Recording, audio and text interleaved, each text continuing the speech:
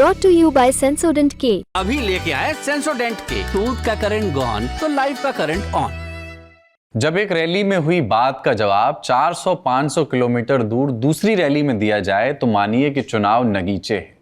जब सरकार खुद चलकर दुआरे तक आए तो मानिए कि चुनाव नगीचे है। और जब सुना सुनाकर योजनाएं पहाड़ों की तरह रटा दी जाएं तो मानिए कि चुनाव नगीचे है। कैसा चल रहा है देश में चुनाव? कश्मीर में कौन से खांटी नेता के बारे में कहा जा रहा है कि अभी भी वो अपने कदम पीछे खींच सकते हैं? उत्तर प्रदेश में भाजपा के नामों के अंदर की कहानी क्या है? जाटों का क्या मिजाज है? क्या बिहार इस बार किसी नई परिपाटी पर वोट करने वाला है? राजस्थान का नया क्राउड पुलर कौन है? और दक्षिण में सेंध लगाने के लिए बीजेपी ने तमिलनाडु में कौन से नए प्रयोग किए हैं? नमस्कार, स्वीकार कीजिए, मैं हूं कुलदीप और इन सब सवालों पर आज विस्तार से बात करेंगे हमारे वीकली पॉलिटिकल शो में, जिसका नाम है नेता नगरी। तो नेता नगरी के इस हिस्से में हम लोग बात करेंगे जम्मू कश्मीर और लद्दाख, ये जो दो यूटी हैं इनकी बात करेंगे। कुल मिलाकर 5+1 6 सीटें हैं। 5 सीटें जम्मू कश्मीर में हैं, 1 सीट लद्दाख में है। जम्मू की जो 2 सीटें हैं जम्मू रीजन की, वो दोनों सीटें पिछले उन दोनों सीटों पर जो मौजूदा सांसद हैं वो भारतीय जनता पार्टी के हैं, और जो कश्मीर की 3 सीटें हैं उसके जो सांसद हैं वो नेशनल कॉन्फ्रेंस के हैं। जो लद्दाख की सीट है इकलौती, वहाँ से भी भारतीय जनता पार्टी जीत कर आई थी पिछली बार, जमयांग सेरिंग नामग्याल वहाँ से सांसद बने थे। तो इस क्षेत्र की सीटों पर बात करेंगे, वहाँ लोकसभा चुनाव को लेकर के क्या तैयारियां हैं, क्या हलचल हैं, क्या अंदर की कहानियां चल रही हैं। हमारे साथ 2 मेहमान जुड़ रहे हैं। श्रीनगर से हैं अशरफ वानी साहब, जो हैं ब्यूरो हेड हैं इंडिया टुडे ग्रुप के, अक्सर आपने देखते सुनते रहते हैं ललन टॉप शो पर भी। स्वागत है अशरफ जी। और उनके साथ हैं जम्मू से सैयद जुनैद हाशमी, आप मैनेजिंग एडिटर हैं द स्ट्रेट लाइन के। आप दोनों लोगों का स्वागत। अशरफ जी, आपसे पहले शुरू करें। जिस दिन हम नेता नगरी आज शूट कर रहे हैं, शुक्रवार का दिन है, प्रधानमंत्री उधम सिंह नगर में एक रैली करके गए हैं और एक वादा भी करके गए हैं कि फुल स्टेटहुड दिलाएंगे वो जल्दी ही। ये लगता है कि आपको इस रैली के इस वादे का कोई एक पैन स्टेट, पैन यूटी प्रभाव पड़ता हुआ दिखेगा जब चुनाव वोट डालने लोग जाएंगे? कुलदीप जी, अगर हम देखें तो प्रधानमंत्री ने जो ये वक्तव्य दिया जम्मू कश्मीर में बहुत जल्द स्टेटहुड जो है उसको बहाल किया जाएगा, उसमें थोड़ी सी देरी हो गई है प्रधानमंत्री की तरफ से। क्योंकि अगर हम इस लोकसभा चुनाव की बात करें तो इंडिया गठबंधन जो है उसके लिए ये सबसे बड़ा मुद्दा है। यहां तक कि मैनिफेस्टो जो कांग्रेस का है उसमें उन्होंने कहा है कि अगर उनकी सरकार आती है सबसे पहले वो यही काम करेंगे कि जम्मू कश्मीर को जो है पूर्ण राज्य का दर्जा देंगे, जिसका वादा जो है केंद्र सरकार ने अनुच्छेद 370 हटाते वक्त 5 अगस्त 2019 को किया था। लेकिन अभी तक उस पे जो है कई जम्मू कश्मीर के उपराज्यपाल ने बोला, गृह मंत्री ने एक आध बार बोला कि हम मौके सही वक्त और सही मौके पर ये किया जाएगा। लेकिन अब प्रधानमंत्री की तरफ से जिस अंदाज से आज उधमपुर की रैली में ये साफ कर दिया गया कि बहुत जल्द होगा, तो जाहिर है कि कहीं ना कहीं जो है अब जम्मू कश्मीर में आम लोगों और जनता को ये भरोसा हो गया है कि ये होगा, इसका वादा किया था सरकार ने और होगा बहुत जल्द, चुनावों के बाद होगा। उस पर उसके साथ साथ जो दूसरी बात उन्होंने महत्वपूर्ण की प्रधानमंत्री ने की, जम्मू कश्मीर में लोकसभा चुनावों के तुरंत बाद विधानसभा चुनाव होंगे। उसके लिए भी बेसब्री से न सिर्फ यहाँ के लोगों को इंतजार है, बल्कि सबसे ज्यादा इंतजार अगर है तो वो क्षेत्रीय राजनीतिक दलों को, जो सत्ता से बाहर पिछले 6 साल से अब हैं, न कोई अधिकार, न कोई पावर, न कोई कुछ, और धीरे धीरे उनके जो वर्कर हैं वो खिसकते जा रहे हैं क्योंकि पावर सेंटर जब कहीं होता है तो उसके पीछे पीछे समर्थक भी आते हैं, लोग भी आते हैं। तो ये 2 महत्वपूर्ण बातें आज की प्रधानमंत्री की रैली से हैं जम्मू कश्मीर की जनता के लिए। लेकिन अगर शायद इसी बात को प्रधानमंत्री 5 महीने या 6 महीने बताते और स्पेसिफिक एक टाइम देते कि कब तक ये पॉसिबल है, तो शायद उन्हें ज्यादा लाभ मिलता लोकसभा चुनाव में। और अब तो देर आए दुरुस्त आए, उन्होंने ये बात की है तो जाहिर है कि लोगों को भी अब विश्वास हो गया है। और ये वैसी बात है जो प्रधानमंत्री ने कही है, इसको कोई टाल नहीं सकता है या इसको कोई इस पर कयास भी अब नहीं किया जा सकता है। और वो करना भी जरूरी है क्योंकि सरकार की तरफ से ये वादा है जम्मू कश्मीर के लोगों के साथ, जब अनुच्छेद 370 हटाया गया था, कि जो ही जम्मू कश्मीर में हालात बेहतर होंगे, जो पूर्ण राज्य का दर्जा है वो भी जम्मू कश्मीर को मिलेगा, जो कांग्रेस और विपक्ष की मांग है, साथ साथ जम्मू कश्मीर के क्षेत्रीय दलों की, और दूसरा कि जो जम्मू कश्मीर के विधानसभा चुनाव है उसके लिए सुप्रीम कोर्ट ने पहले ही 30 सितंबर से पहले की डेडलाइन जो दी है और उससे पहले वो चुनाव जो है होंगे। और ये कयास लगाया जा रहा है कि तुरंत जो है लोकसभा चुनावों के बाद अगस्त में ये चुनाव जो है विधानसभा के जम्मू कश्मीर के होने वाले हैं। जी, एक सवाल यहीं पर, आपने 30 सितंबर की डेडलाइन का जिक्र किया, अभी लोकसभा चुनाव होने जा रहे हैं, अगस्त सितंबर में विधानसभा चुनाव हो जाएंगे। ये दोनों चुनाव के लिए जब आम कश्मीरी वोट डालने जाएगा तो उसकी समझ से जो मूड और मिजाज का एक अंदाजा आप लगा पाते हैं कि दोनों चुनावों में क्या बुनियादी फर्क होगा कश्मीरी जनता के एस्पिरेशंस के पॉइंट ऑफ व्यू से? क्योंकि गुपकार अलायंस हुआ था जिसमें ये प्रण लिया गया था कि अगला चुनाव जब होगा तो हम कोशिश करेंगे कि जो पहले वाला दर्जा था वो मिले, और विधानसभा चुनाव में शायद वो मुद्दे, कश्मीरी अस्मिता का मुद्दा, क्षेत्रीय पार्टियों के वजूद का मुद्दा बहुत बड़ा हावी मुद्दा होगा। पर लोकसभा चुनाव के मुद्दे क्या इनसे बहुत डिफरेंट हैं? जब कश्मीर की जनता लोकसभा चुनाव के लिए वोट करने जाएगी तो क्या उसके जहन में गुपकार अलायंस का मुद्दा होगा या वो नेशनल इंटरेस्ट के कुछ मुद्दे होंगे? नहीं, वही मुद्दा होगा दोनों चुनावों में, चाहे जम्मू कश्मीर में लोकसभा चुनाव की बात हो या विधानसभा चुनाव की बात हो, मुद्दा वही एक है। क्योंकि जम्मू कश्मीर की आबादी में अब इसमें काफी सारा बदलाव हुआ है पिछले 5 साल के दौरान। जब 5 अगस्त 2019 को जम्मू कश्मीर में अनुच्छेद 370 हटाया गया था, जम्मू कश्मीर का बंटवारा हुआ था 2 यूनियन टेरिटरीज में, लद्दाख और जम्मू कश्मीर में, तब कुछ हिस्सों में, खासतौर से लद्दाख और जम्मू में खुशियां मनाई गई थी और लोग जो है पटाखे फोड़े थे कि जम्मू कश्मीर से ये विशेष दर्जा हट गया, अब काया पलट होगी। खासतौर से लद्दाख की अगर बात करें तो जिस अंदाज से फिर कुछ सालों के बाद न सिर्फ लद्दाख के लोग इस फैसले से नाराज दिखे, बल्कि साथ ही साथ जम्मू में भी अब एक बड़ी आवाज और बड़ा तबका है जो कह रहे हैं कि अनुच्छेद 370 हटने के बाद उन्हें कोई बड़ा लाभ या बड़ा फायदा नहीं हुआ है। तो जाहिर है कि जिस अंदाज से स्टेटहुड का मामला हो, जम्मू कश्मीर में विधानसभा के चुनावों की बात हो, या फिर जो अनुच्छेद 370 को वापस लाने की जो बात क्षेत्रीय दल कर रहे हैं, और हमने कई बार पूछा यहाँ पर, चाहे भूतपूर्व मुख्यमंत्री महबूबा मुफ्ती हो या फिर गुपकार गठबंधन के जो संयोजक थे मोहम्मद यूसुफ तारिगामी, उन्होंने कहा कि ये मुद्दा जो है जम्मू कश्मीर के क्षेत्रीय राजनीतिक दलों के लिए अभी खत्म नहीं हुआ है, ये मुद्दा स्टैंड है। लेकिन पार्लियामेंट इलेक्शन के बाद, यानी लोकसभा चुनावों के बाद कौन सी पार्टी सत्ता में आती है, और उन्हें लग रहा है कि अगर शायद इंडिया गठबंधन आए सत्ता में तो उनके लिए ये मामला जो है फिर दोबारा जिंदा करना और उठाना जरूरी भी होगा, और साथ ही साथ उसकी पॉसिबिलिटीज बहुत ज्यादा है।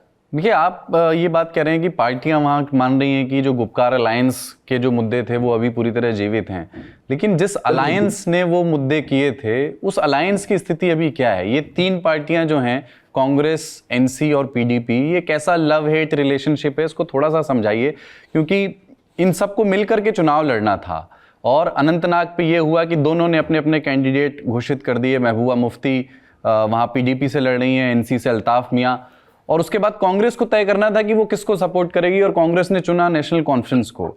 अब पीडीपी भी पूरी तरह से इंडिया अलायंस से बाहर है ऐसा नहीं कह सकते, क्योंकि 2-3 सीटों पर, वो 2 सीटों पर बिना शर्त कांग्रेस उम्मीदवारों को समर्थन दे रही है। थोड़ा ये अलायंस की जो अभी स्थिति है, 3 के बीच में, 2 के बीच में टकराव है, पर कांग्रेस से किसी का बैर नहीं है, इसको थोड़ा सा समझाइए, ये कैसे हुआ? कुलदीप जी, ये एक फ्रेंडली फाइट है। दरअसल अगर हम जम्मू कश्मीर की राजनीति देखें, पिछले 70 साल में अधिकतर जो है यहाँ की सत्ता जो है नेशनल कॉन्फ्रेंस के हाथ में रही, वही सबसे बड़ी जमात जम्मू कश्मीर की रही है लद्दाख के साथ। और फिर अगर दूसरी कोई रीजनल पार्टी है या क्षेत्रीय दल है, वो पीडीपी है। दोनों का पार्टी कैडर है, लेकिन नेशनल कॉन्फ्रेंस का पीडीपी के मुकाबले में मजबूत है। लेकिन नेशनल कॉन्फ्रेंस कभी कभी एक ओवर कॉन्फिडेंस में आ जाती है कि शायद ज्यादा जनाधार जो है उन्हीं को है, क्योंकि पीडीपी में कई सारे वरिष्ठ नेता जो हैं वो खिसक कर या तो अलग पार्टियां बनाई, या फिर कांग्रेस में शामिल हुए, या फिर आजाद गुलाम नबी आजाद की पार्टी में शामिल हुए। तो लेकिन वो आंकलन शायद नेशनल कॉन्फ्रेंस को का सही नहीं है, क्योंकि पीडीपी का भी जो है एक इतिहास रहा है। उन्होंने वो साबित किया था, 1996 में पार्टी बनी, 2002 में सत्ता में आई, और पीडीपी के उतने ही मजबूत रिश्ते कांग्रेस के साथ है जितने नेशनल कॉन्फ्रेंस के। यहां तक कि जो पीडीपी बनाई थी मुफ्ती मोहम्मद सईद ने, वो कांग्रेस से ही आए हैं, कांग्रेस के वरिष्ठ नेता थे। और जिस अंदाज से जो 2008 में जो गठबंधन बना था, 2002 में जो पीडीपी और कांग्रेस का, उसमें हर एक बात पीडीपी की कांग्रेस ने मानी थी और सोनिया गांधी ने स्वयं यूपीए अध्यक्ष होते हुए ये फैसला लिया था कि चलो पीडीपी ही सत्ता चलाए और ज्यादा विधायक होते हुए भी कांग्रेस का समर्थन देगी। तो वो दोस्ती जो है वो कहीं खत्म नहीं हुई है अभी भी। और जहां तक कश्मीर में बात की जाए तो ये वर्चस्व की लड़ाई है जम्मू कश्मीर की राजनीति को लेकर, पीडीपी और नेशनल कॉन्फ्रेंस को लेकर, जहां पर नेशनल कॉन्फ्रेंस ये मान के चल रही है कि सब जनाधार जो है उनके साथ है और पीडीपी ये दिखाना चाहती है कि नहीं, सिर्फ तुम्हारे साथ नहीं है, हमारे साथ भी है। और शायद यही कारण है कि दोनों का मिलाप जो है वो कहीं ना कहीं कांग्रेस के साथ हो रहा है, क्योंकि जब भी जम्मू कश्मीर में इस तरह का फ्रैक्चर्ड मैंडेट 2019 से पहले आया था तो कांग्रेस हमेशा सत्ता में जो रूलिंग पार्टी होती थी उसके साथ होती थी। तो ये जो है ये अब एक्सपेरिमेंट जो है लोकसभा चुनाव में भी ये पार्टियां जाहिर करना चाहती हैं। और अगर एक ही फोकस पॉइंट तीनों पार्टियों का देखें, कांग्रेस, पीडीपी, नेशनल कॉन्फ्रेंस, वो सिर्फ इतना है कि बीजेपी को सत्ता से दूर रखना है, खासतौर से जम्मू कश्मीर की जो 5 लोकसभा सीटें हैं और लद्दाख की 1 लोकसभा सीट है, ये 6 के 6 इंडिया गठबंधन के पाले में जाए। तो मैं कह रहा हूं कि एक बार थोड़ा ये बताएं कि ये बात बिगड़ी कैसे, क्योंकि प्रेस कॉन्फ्रेंस हुई, ये बताया गया कि उन्होंने पहले कैंडिडेट बिना डिस्कस के अनाउंस कर दिया, तो हमने भी कर दिया। क्या उमर अब्दुल्ला और महबूबा मुफ्ती के बीच कोई डायरेक्ट फोन लाइन नहीं है? क्या कांग्रेस का कोई दखल नहीं हो सकता था इस कॉन्फ्लिक्ट को सुलझाने के लिए कि ये त्रिकोणीय लड़ाई कम से कम अनंतनाग पे नहीं बनती? उसमें एक डेवलपमेंट हो रही है, शायद कुछ दिनों के लिए उसका इंतजार करना पड़ेगा जब नामांकन भरने शुरू हो जाएंगे अनंतनाग से। शायद गुलाम नबी आजाद जो है वो पीछे अपने आप को खींच रहे हैं अनंतनाग के लोकसभा चुनाव से, और दूसरी तरफ जो उम्मीदवार नेशनल कॉन्फ्रेंस ने खड़ा वहां किया है वो भी काफी लोकप्रिय, अगर वो अनंतनाग में उतना ज्यादा लोकप्रिय नहीं है लेकिन कम से कम वो बीजेपी के वोट जो हैं वो पुंछ और राजौरी में काट सकता है। मियां अल्ताफ जो कि एक धार्मिक नेता भी हैं, खासतौर से गुर्जर समुदाय में, उनके पिता भी कांग्रेस के एक बहुत बड़े नेता थे, मियां बशीर, जो अब नहीं है। और उस बीच जो है नेशनल कॉन्फ्रेंस को लग रहा था कि वो जो है पीडीपी के हिस्से में, खासतौर से लोकसभा चुनाव में कुछ न दे, अगर विधानसभा चुनाव में बात आती तो कुछ दे। तो जिस बात पर चिढ़ महबूबा मुफ्ती को हुई वो इसी बात पर कि उनसे बिना मशवरा किए नेशनल कॉन्फ्रेंस के वाइस प्रेसिडेंट उमर अब्दुल्ला ने घोषणा की कि वो कश्मीर के 3 सीटों पर चुनाव लड़ेंगे।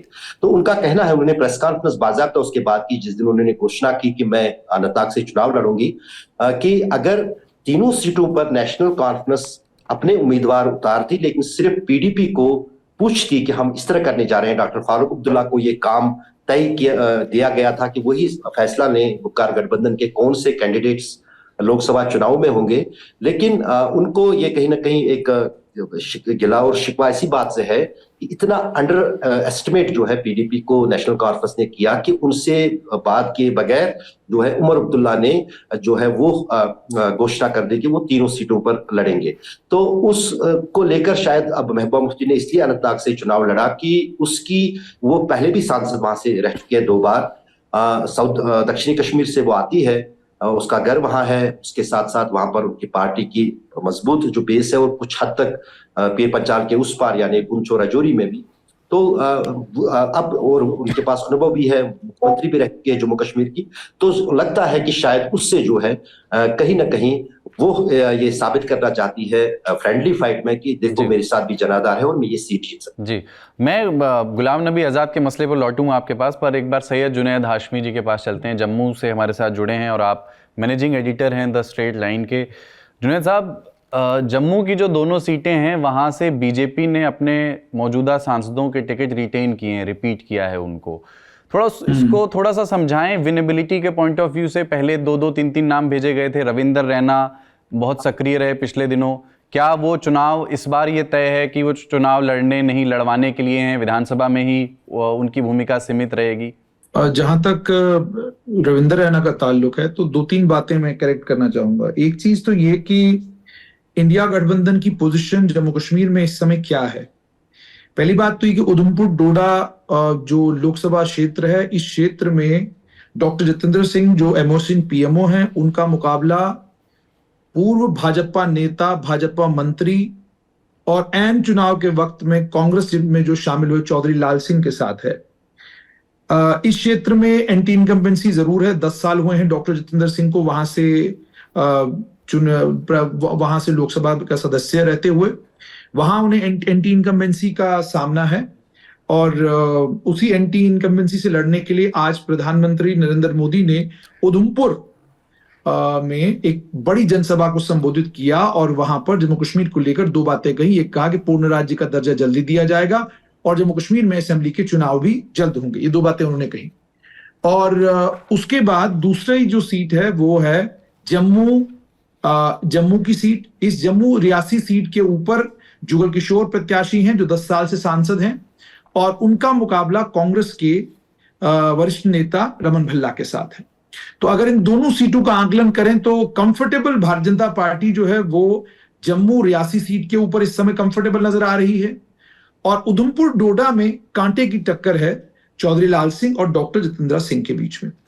अब इस कांटे की टक्कर में अंत में क्या होगा वो तो बात की बात है, लेकिन एक बात बिल्कुल साफ है जो इस डोडा उधमपुर में भी और जम्मू रियासी इन दोनों सीटों के ऊपर सुनने को मिलती है, वो ये सुनने को मिलता है कि जो राम को लाए हैं हम उनको लाएंगे। ये महिलाओं के मुंह से ज्यादा सुनने को मिलता है। तो एक बात तो जो भाजपा का अपना आंकलन भी है कि हमें महिलाओं का अच्छा खासा वोट पड़ेगा और पुरुष अगर नाराज भी हुए तो उससे कोई ज्यादा फर्क नहीं पड़ेगा, वो बिल्कुल सत्य पर आधारित है। क्योंकि जब हम ग्राउंड पर जाते हैं तो यही कुछ समीकरण हमको भी नजर आते हैं। लेकिन अब 19 तारीख को जिस दिन वोट पड़ेंगे डोडा उधमपुर में, उसी दिन ये साफ होगा कि क्या डॉक्टर जितेंद्र सिंह को दोबारा से डोडा उधमपुर से लोग मौका देंगे या वो चौधरी लाल सिंह के साथ जाएंगे। चौधरी लाल सिंह कांग्रेस के पुराने नेता हैं, कर्मठ नेता हैं और भाग रहे हैं पूरी कॉन्स्टिट्यूंसी में, दौड़ जबरदस्त लगाई हुई है उन्होंने। लेकिन बीजेपी के पास एक प्लस है। एक प्लस तो ये है कि जो राम मंदिर बना है वो तो एक प्लस है और दूसरा प्लस है प्रधानमंत्री नरेंद्र मोदी। तो ये दो प्लस हैं और इन दो प्लस और भारतीय जनता पार्टी के जितने भी नेता हैं वो साफ तौर पर ये कहते हैं कि मुकाबला जो है वो चौधरी लाल सिंह और प्रधानमंत्री के बीच में है, ताकि जो एंटी इनकम्बेंसी इनके खिलाफ है, डॉक्टर जितेंद्र सिंह के खिलाफ, उस एंटी इनकम्बेंसी से वो लड़ सकें।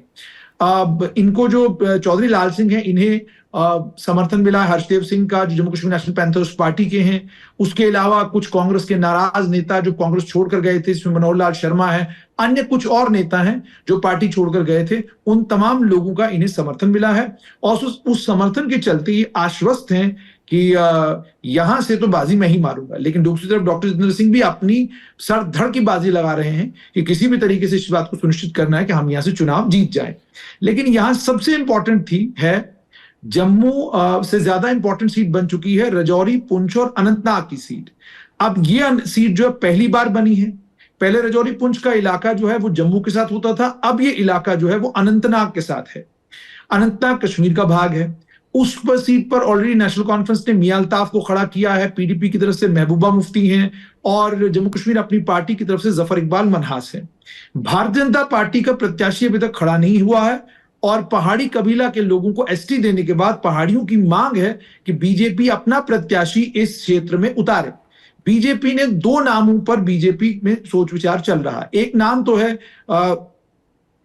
तो है रविंदर रैना का जो पार्टी के प्रदेश अध्यक्ष हैं और जिनका बड़ा दावा है कि अगर मुझे मौका मिले तो मैं इस क्षेत्र में कमाल करूंगा। और दूसरा नाम है जो बहुत इंपॉर्टेंट नाम है एक सर्विंग आईएएस ऑफिसर का। अब किस नाम पर मोहर लगती है बीजेपी में बताना संभव नहीं है, लेकिन अंदर अटकलें, अंदर खाने यही बातें चल रही है कि भाई इस तरीके से। अब उस सीट के ऊपर भी अगर आप देखेंगे तो इस समय सबसे मजबूत नजर आते हैं मियां अल्ताफ। उसके बाद जब तक बीजेपी अपना प्रत्याशी नहीं उतारती तो लगता है कि मुकाबला मियां अल्ताफ और महबूबा मुफ्ती के बीच में है। और जफर इकबाल मनास पहाड़ी कबीला के जो वोट हैं उनको लेकर आश्वस्त हैं कि जी पहाड़ी कबीला के लोगों को चूंकि एसटी मिला है तो वो मुझे वोट देंगे।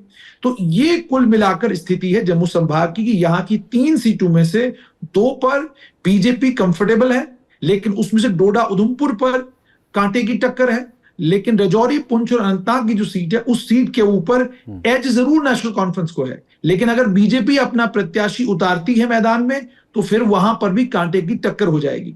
और मैं अशरफ साहब को भी सुन रहा था, इन्होंने एक बात, ये बार बार कश्मीर से कोई भी अगर पत्रकार बात करता है तो मुझे बड़ा बुरा लगता है कि वो जब ये बात करते हैं कहते हैं जी कि, और ये यहां पर आम धारणा है कि जनाब 370 हटा था तो फिर जम्मू के लोगों ने लड्डू बांटे थे, कश्मीर के लोगों ने लड्डू बांटे थे और अब उनको महसूस होने लगा है कि जनाब ये जो लड्डू हमने बांटे थे ये हमने गलत किया था। मुझे नहीं समझ आता कि ये किस सर्वे की बात कर रहे हैं और ये जो आंकलन इनका है ये किस बुनियाद पर है। इस आंकलन पर, इस नतीजे पर अगर ये पहुंचे हैं तो किसी कारणवश पहुंचे होंगे। तो वो भी अगर थोड़ा ये डिटेल में मुझे बताएं तो मुझे भी कम से कम, क्योंकि मैं जम्मू में तो मैं रहता हूं, पत्रकारिता में यही से करता हूं। तो अशरफ साहब ये जो लड्डू बांटने की बात कर रहे हैं कि इस पर जम्मू के लोग और पूरे इस जम्मू संभाग के लोग परेशान हैं और वो कह रहे हैं हमने लड्डू क्यों बांटे थे, ये कैसे इस नतीजे पर पहुंचे हैं, ये थोड़ा मैं जानना नहीं, आप मतलब ये कह रहे हैं कि इस मतलब अब जो है किसी किस्म की नाराजगी नहीं है, आप ये कहना चाह रहे हैं, या आप ये कह रहे हैं कि उस समय लोग प्रसन्न नहीं हुए थे जब 370 हटा था? बात सुने, 5 अगस्त 2019 से पहले भी जम्मू कश्मीर में बिजली, पानी, सड़क के मुद्दे थे।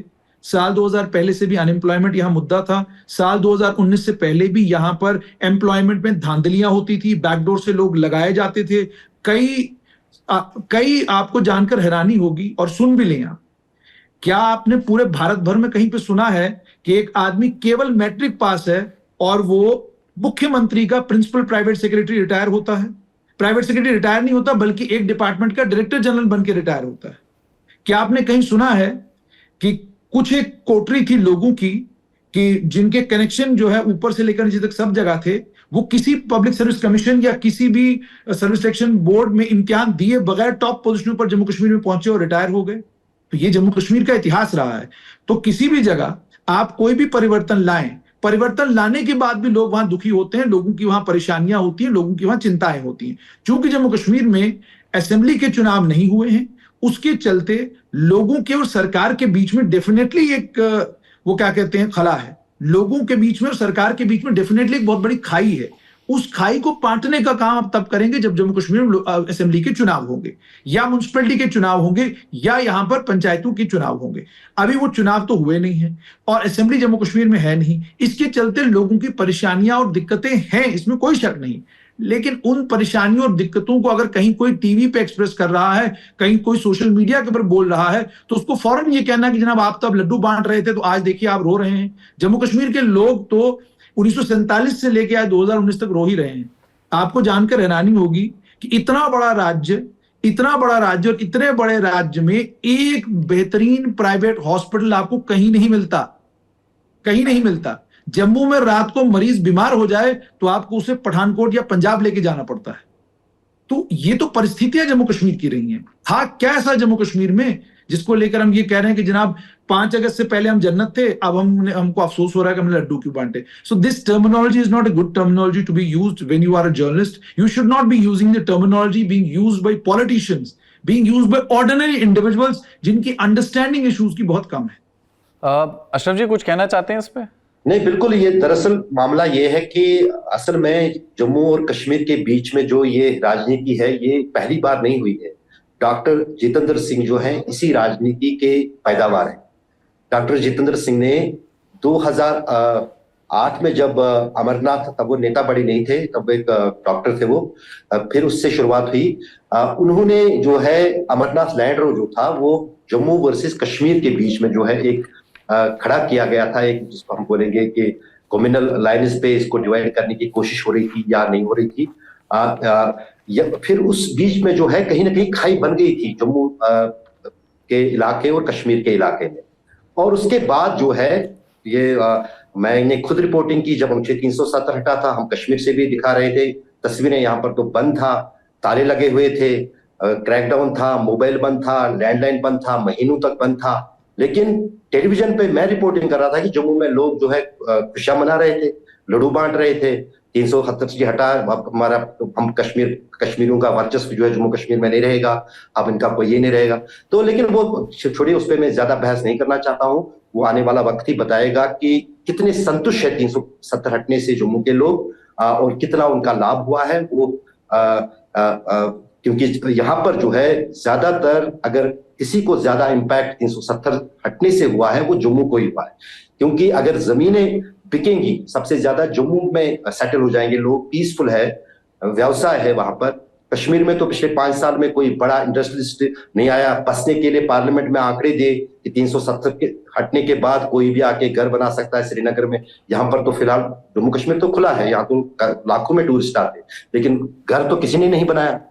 तो ये वाला मामला जो है ये है। और ये तो मैं ही नहीं कह रहा हूं, ये आप खंगालिए पूरा इतिहास 2019 का, 5 अगस्त, 6 अगस्त, 7 अगस्त 2019 का, आपको सीधा पानी का पानी और दूध का दूध नजर आए। चलिए एक सवाल ना, मैं यहीं पे वापस अपन इलेक्टोरल पॉलिटिक्स पे आते हैं इतिहास के बाद, कि ये जो अनंतनाग की सीट है, अनंतनाग राजौरी पुंछ की सीट, इस पे थोड़ी सी बात इस लिहाज से हो कि कश्मीर की जो सीटें हुआ करती थी ट्रेडिशनली बीजेपी के लिए वहाँ कुछ ज़्यादा संभावनाएं होती नहीं थी। परिसीमन के बाद अब उसमें जब पुंछ और राजौरी और जम्मू के इलाके भी आ गए हैं, क्या भारतीय जनता पार्टी इस सीट को कश्मीर में या घाटी में अपने प्रवेश द्वार के तौर पर भविष्य में देख सकती है? मैं सिर्फ इस चुनाव के बारे में नहीं ये बात कह रहा हूँ, आने वाले अगले चुनाव की बात भी कर रहा हूँ, कि क्या ये वो सीट है जहां से बीजेपी ये कोशिश कर सकती है कि वो जम्मू से आगे बढ़ करके कश्मीर में भी एक उनका प्रतिनिधि आ सके? इस तरह से भारतीय जनता पार्टी एक रणनीतिक नजरिए से इस सीट को देख रही है क्या? अशरफ जी, पहले आपसे यही सवाल। कुलदीप जी, दरअसल ये जो है बीजेपी 2014 से लगातार इस कोशिश में है किस तरह से वो जनाधार कश्मीर में बढ़ाए, क्योंकि इतिहास में पहली बार 2014 के विधानसभा चुनावों में जम्मू कश्मीर की राजनीति में सत्ता में बीजेपी पीडीपी के साथ गठबंधन बना के आई। तो जाहिर है सबसे ज्यादा कहीं पर जब सत्ता में कोई पार्टी आती है किसी राज्य में या किसी इलाके में, वो चाहती है कि उस पार्टी का विस्तार हो। कोशिशें भी की, विकास भी हुआ, उसमें कोई शक नहीं है। लेकिन उस बीच जो है आज ही जम्मू कश्मीर के भूतपूर्व मुख्यमंत्री ने चुनौती दी बीजेपी को कि कश्मीर की 3 सीटों पर अगर उनके उम्मीदवारों की जमानत जब्त नहीं हुई तो मैं राजनीति छोड़ दूंगा, ये उसने चैलेंज किया है। तो कश्मीर में काफी कोशिश की थी बीजेपी ने लीडर बनाने की, पार्टी का कैडर बनाने की, लेकिन उसमें सबसे बड़ा जो कांटा फंसा वो कि उनको कोई अच्छा नेता मिला नहीं। उन्होंने कोशिश की थी, गुलाम नबी आजाद बीजेपी में आए, लेकिन वो बिल्कुल उसके लिए एग्री नहीं हुए। उन्होंने अलग से पार्टी बनाई, यहां तक कि जब जो मैं अनंतनाग की आपको बात कह रहा था, अनंतनाग लोकसभा की शायद हो सकता है कि गुलाम नबी आजाद नामांकन ना भरे, क्योंकि उनको अगर बीजेपी कहे भी कि हम समर्थन करेंगे आपका, लेकिन वो बीजेपी के नाम पर या बीजेपी के पार्टी पर राजनीति भविष्य की नहीं करना चाहते हो, ना अपनी पार्टी की करवाना चाहते हैं। वो हर मंच पे यही बोल रहे हैं कि उनको बीजेपी से कोई मतलब नहीं है, लेना देना नहीं है, उनकी पार्टी अपनी है। और वो डोडा किश्तवाड़ से आते हैं, वहां जहां से उनको चुनाव लड़ना चाहिए था, तब वहां से उन्होंने चुनाव खुद नहीं लड़ा। वहां से उन्होंने अपने पार्टी के दूसरे उम्मीदवार को सामने रखा और खुद यहां से लड़ने की कोशिश की थी। लेकिन जब महबूबा मुफ्ती और मियां अल्ताफ, मैंने उनसे बात की थी जब उन्होंने ये फैसला लिया था वहां अनंतनाग से लड़ने के लिए, उन्होंने कहा ये उन दोनों के साथ मेरे इतने करीबी रिश्ते हैं कि मैं मियां अल्ताफ को अपना बेटा मानता हूं, महबूबा मुफ्ती को छोटी बहन मानता हूं। तो राजनीति तो चलती रहती है, तो लेकिन हो सकता है कहीं ना कहीं उनके हृदय परिवर्तन में यह बात आ गई होगी कि इन दो के खिलाफ का चुनाव लड़कर हारना शायद गुलाम नबी आजाद जैसे लीडर के स्टेचर के लिए ठीक नहीं होगा। वो हारना नहीं चाहेंगे, वो अगर जीते तो शायद लड़ते, अगर उनको लग रहा है कि वो शायद की सीट इन 2 उम्मीदवारों के खिलाफ नहीं जीत सकते हैं तो वो शायद चुनाव ना लड़े।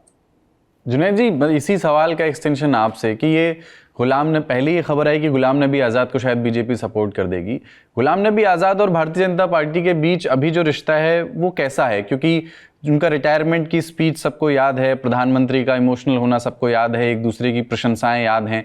कश्मीर में क्या ये उनके लिए एक गले की हड्डी बन गया है? क्योंकि राजनीतिक रूप से कश्मीर में सफल होने के लिए भारतीय जनता पार्टी के करीबी दिखना, मैं घाटी की बात कर रहा हूँ, बहुत अच्छी बात नहीं है।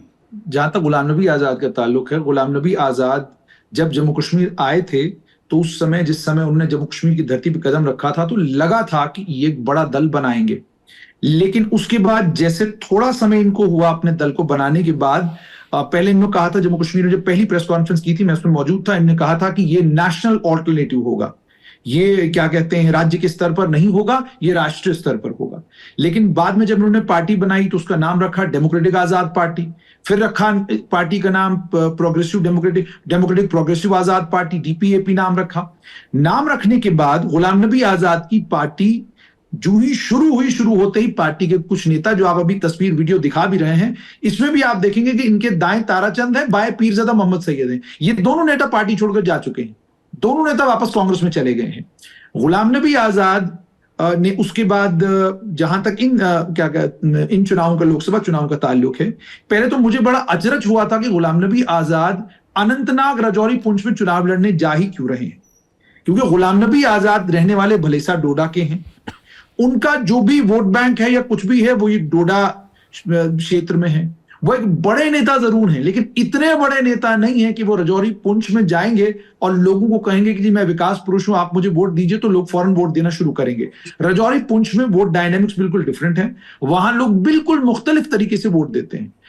राजौरी पुंछ के लोगों का सबसे बड़ा मुद्दा था एसटी कि शेड्यूल ट्राइब का स्टेटस गुजर बकरवाल कबीला को मिला है, पहाड़ियों को मिलना चाहिए। पहाड़ी कबीला के लोगों को एसटी भारतीय जनता पार्टी ने दिया।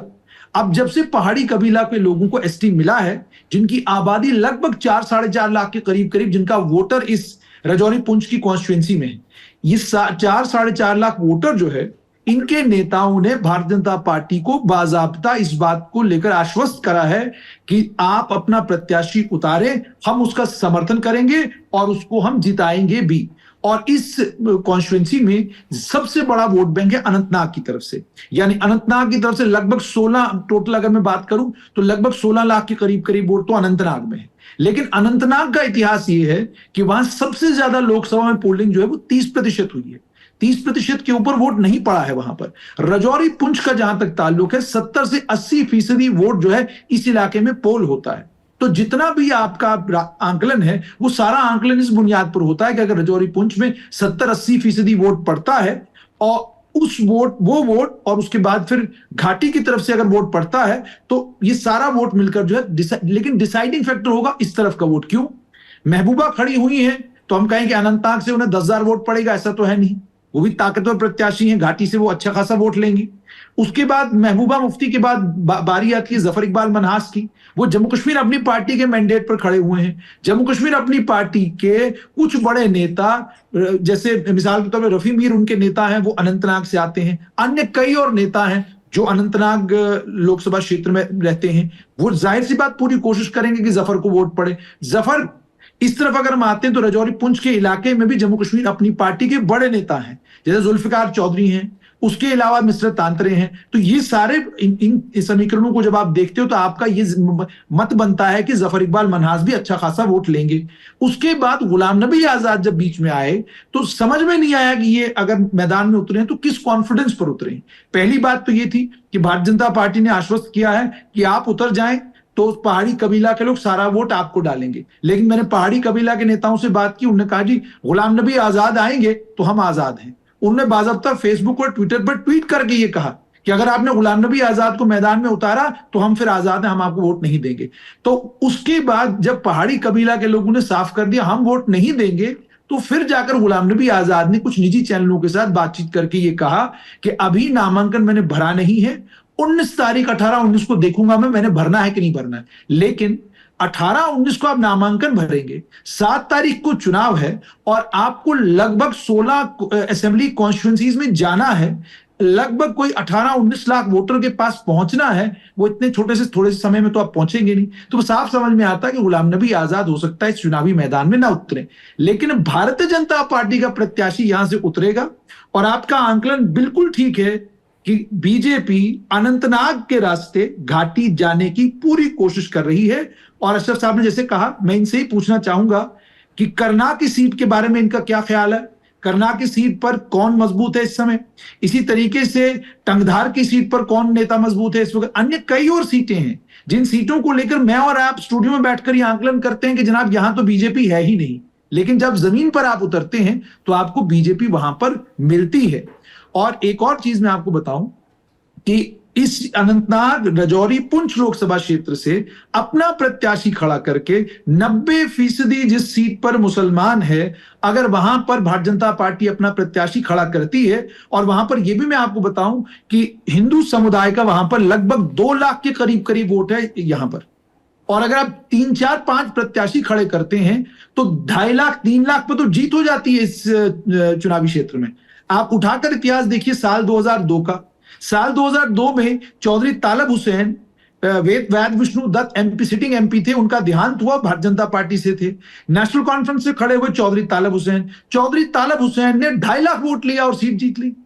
ये राजौरी पुंछ की तब की बात मैं कर रहा हूं जब जम्मू संभाग के साथ राजौरी पुंछ थी, जब इस पर हिंदू वोट भी अच्छा खासा था। लेकिन आज तो ये 90% मुस्लिम सीट है और इसमें पहाड़ी कबीला के वोटों को लेकर बीजेपी बड़ी आश्वस्त है कि जी वोट 3.5 हमें पड़ेगा। इसी के चलते उन्होंने गुलाम नबी आजाद को कहा था कि आप मैदान में उतरे। लेकिन अब बीजेपी को जबरदस्त प्रेशर है पहाड़ी कबीला की तरफ से कि आप अपना प्रत्याशी उतारे मैदान में, हम मदद करेंगे। मान लीजिए वो 2 लाख वोट भी ले जाए, 2 लाख वोट का मतलब भी ये है कि भारतीय जनता पार्टी 90% मुस्लिम सीट पर 2 लाख वोट ले गई। ये अपने आप में एक बड़ा उलटफेर असेंबली के चुनाव में कर सकता है। ठीक है, आखिरी सवाल और उस पर आप दोनों की छोटी छोटी टिप्पणी चाहूंगा। पहले एक जो सीट है वो है लद्दाख।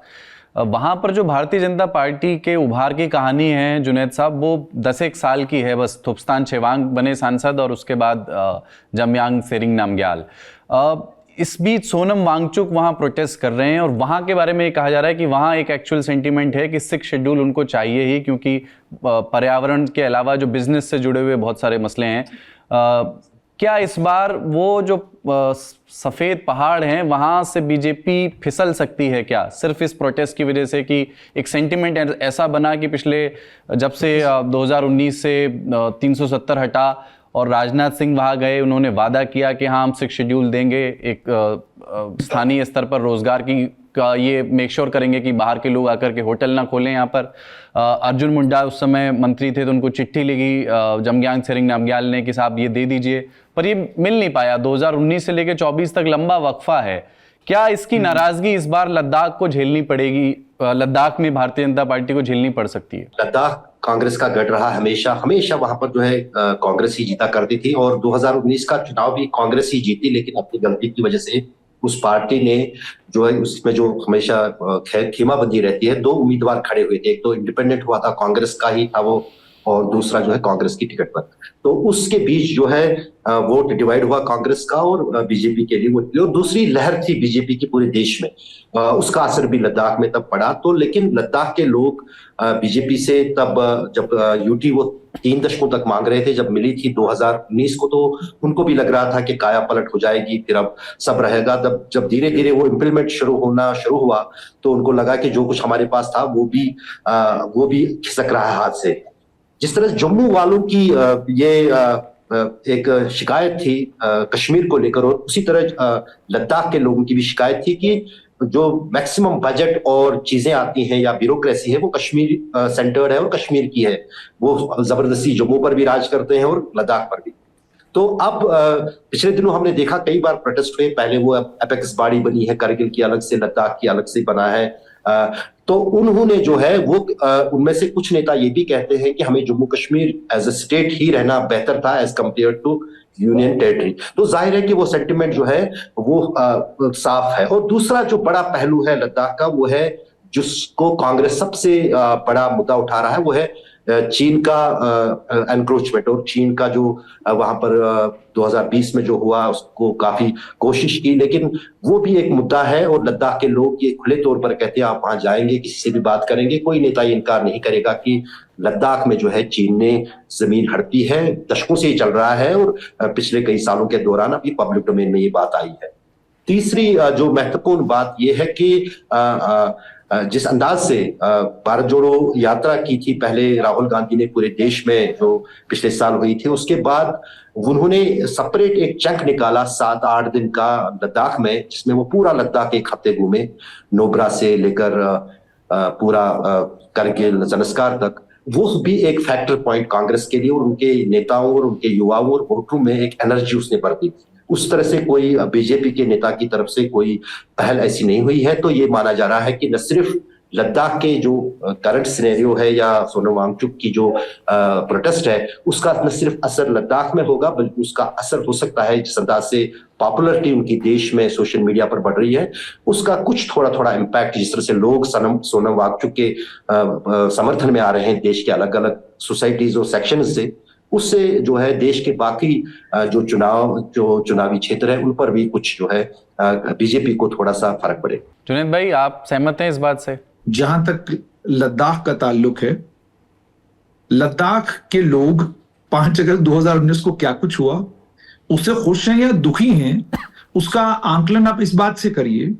उनकी मांग ये नहीं है कि हमको घाटी के साथ दोबारा मिलाइए, उनकी मांग ये नहीं है कि हम जम्मू कश्मीर से निकले हैं तो हम बड़े दुखी हैं, बड़े परेशान हैं।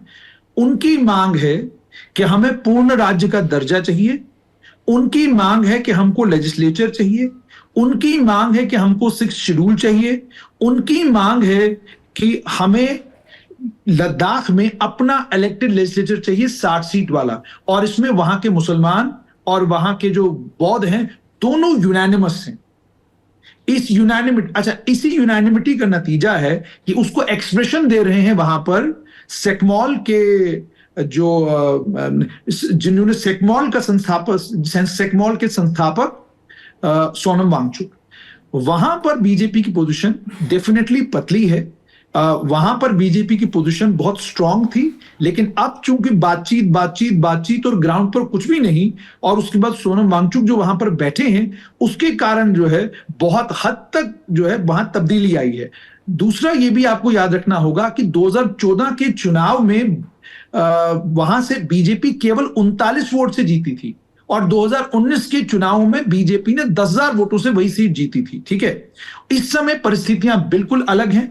डेफिनेटली वहां पर नेशनल कॉन्फ्रेंस अगर अपना प्रत्याशी करगिल से खड़ा करती है तो they will have an edge, but to say कि 370 के वक्त वो लोग क्या कहते हैं, बहुत उनको था कि हमको यूनियन टेरिटरी मिल गई और अब वो बहुत दुखी हैं, that's not the case. The case is कि they are happy with what they have got, लेकिन वो चाहते हैं कि आप पूर्ण राज्य दे दें, आप 6 शेड्यूल दे दें, आप हमको गारंटीज दें, और उन गारंटीज के साथ आप हमको लेजिस्लेचर दें। तो ये जो मांग है, एक लोकतांत्रिक देश में तो ये सारी मांगे आप रखते हैं और उसके लिए आप लड़ाई भी लड़ते हैं।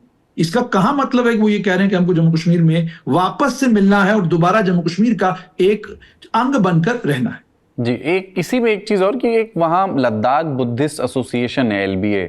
बाद में कई लोग ये कहने लगे कि भारतीय जनता पार्टी के लिए लॉन्चिंग पैड बन गया कि LBA में लोग आते हैं, पद लेते हैं, प्रेसिडेंट होते हैं। PT कुंजांग इसके पहले वहां पर LBA प्रेसिडेंट थे, अभी वो बीजेपी के नेता हैं। ये कहा जाता है, मैं वहां गया था जब 370 के अनुच्छेद हटाए गए थे वहां, तो वहां के कई लोगों ने ये कहा कि बीजेपी ने जो पैठ वहां के बौद्ध समाज में अपनी बनाई है वो LBA के रास्ते से बनाई है, क्योंकि वो एक महत्वपूर्ण इन्फ्लुएंशियल लॉबी है, धार्मिक लॉबी है। इस चुनाव में LBA की भूमिका क्या है जब सोनम वांगचुक एक तरफ प्रोटेस्ट कर रहे हैं? देखिए, जहां तक LBA का ताल्लुक है, LBA इस समय इस पूरी एसोसिएशन का समर्थन कर रही, ये जो वहां पे चल रहा है इसको समर्थन कर रही है। LBA का एक हिस्सा, वही LBA का एक हिस्सा वो भी है जो इस समय भी मानता कि ठीक है, हम केंद्र सरकार के साथ बात करके कोई रास्ता निकाल के आगे बढ़ सकते हैं। ये इस तरीके की स्थिति है।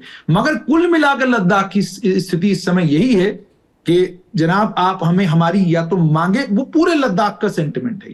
ये सेंटिमेंट लेह का या करगिल का नहीं, पूरे लद्दाख का सेंटिमेंट है कि हमें लेजिस्लेचर चाहिए, हमें गारंटीज चाहिए, उसके बगैर बात बनेगी नहीं। और अगर ऐसा नहीं हुआ तो वहां पर मैंने आपको बोला कि लोकसभा की सीट जो है बीजेपी के लिए खतरे में। तो नेता नगरी के पहले सत्र में इतना ही। जो मेहमान हमारे साथ आते हैं नेता नगरी में, अपनी राजनीतिक राय, अपनी राजनीतिक समझ वो लेकर के आते हैं। आप उससे सहमत हो या असहमत हो, या आप उसमें कुछ जोड़ना चाहते हो तो कमेंट बॉक्स में उसको लिख दीजिए।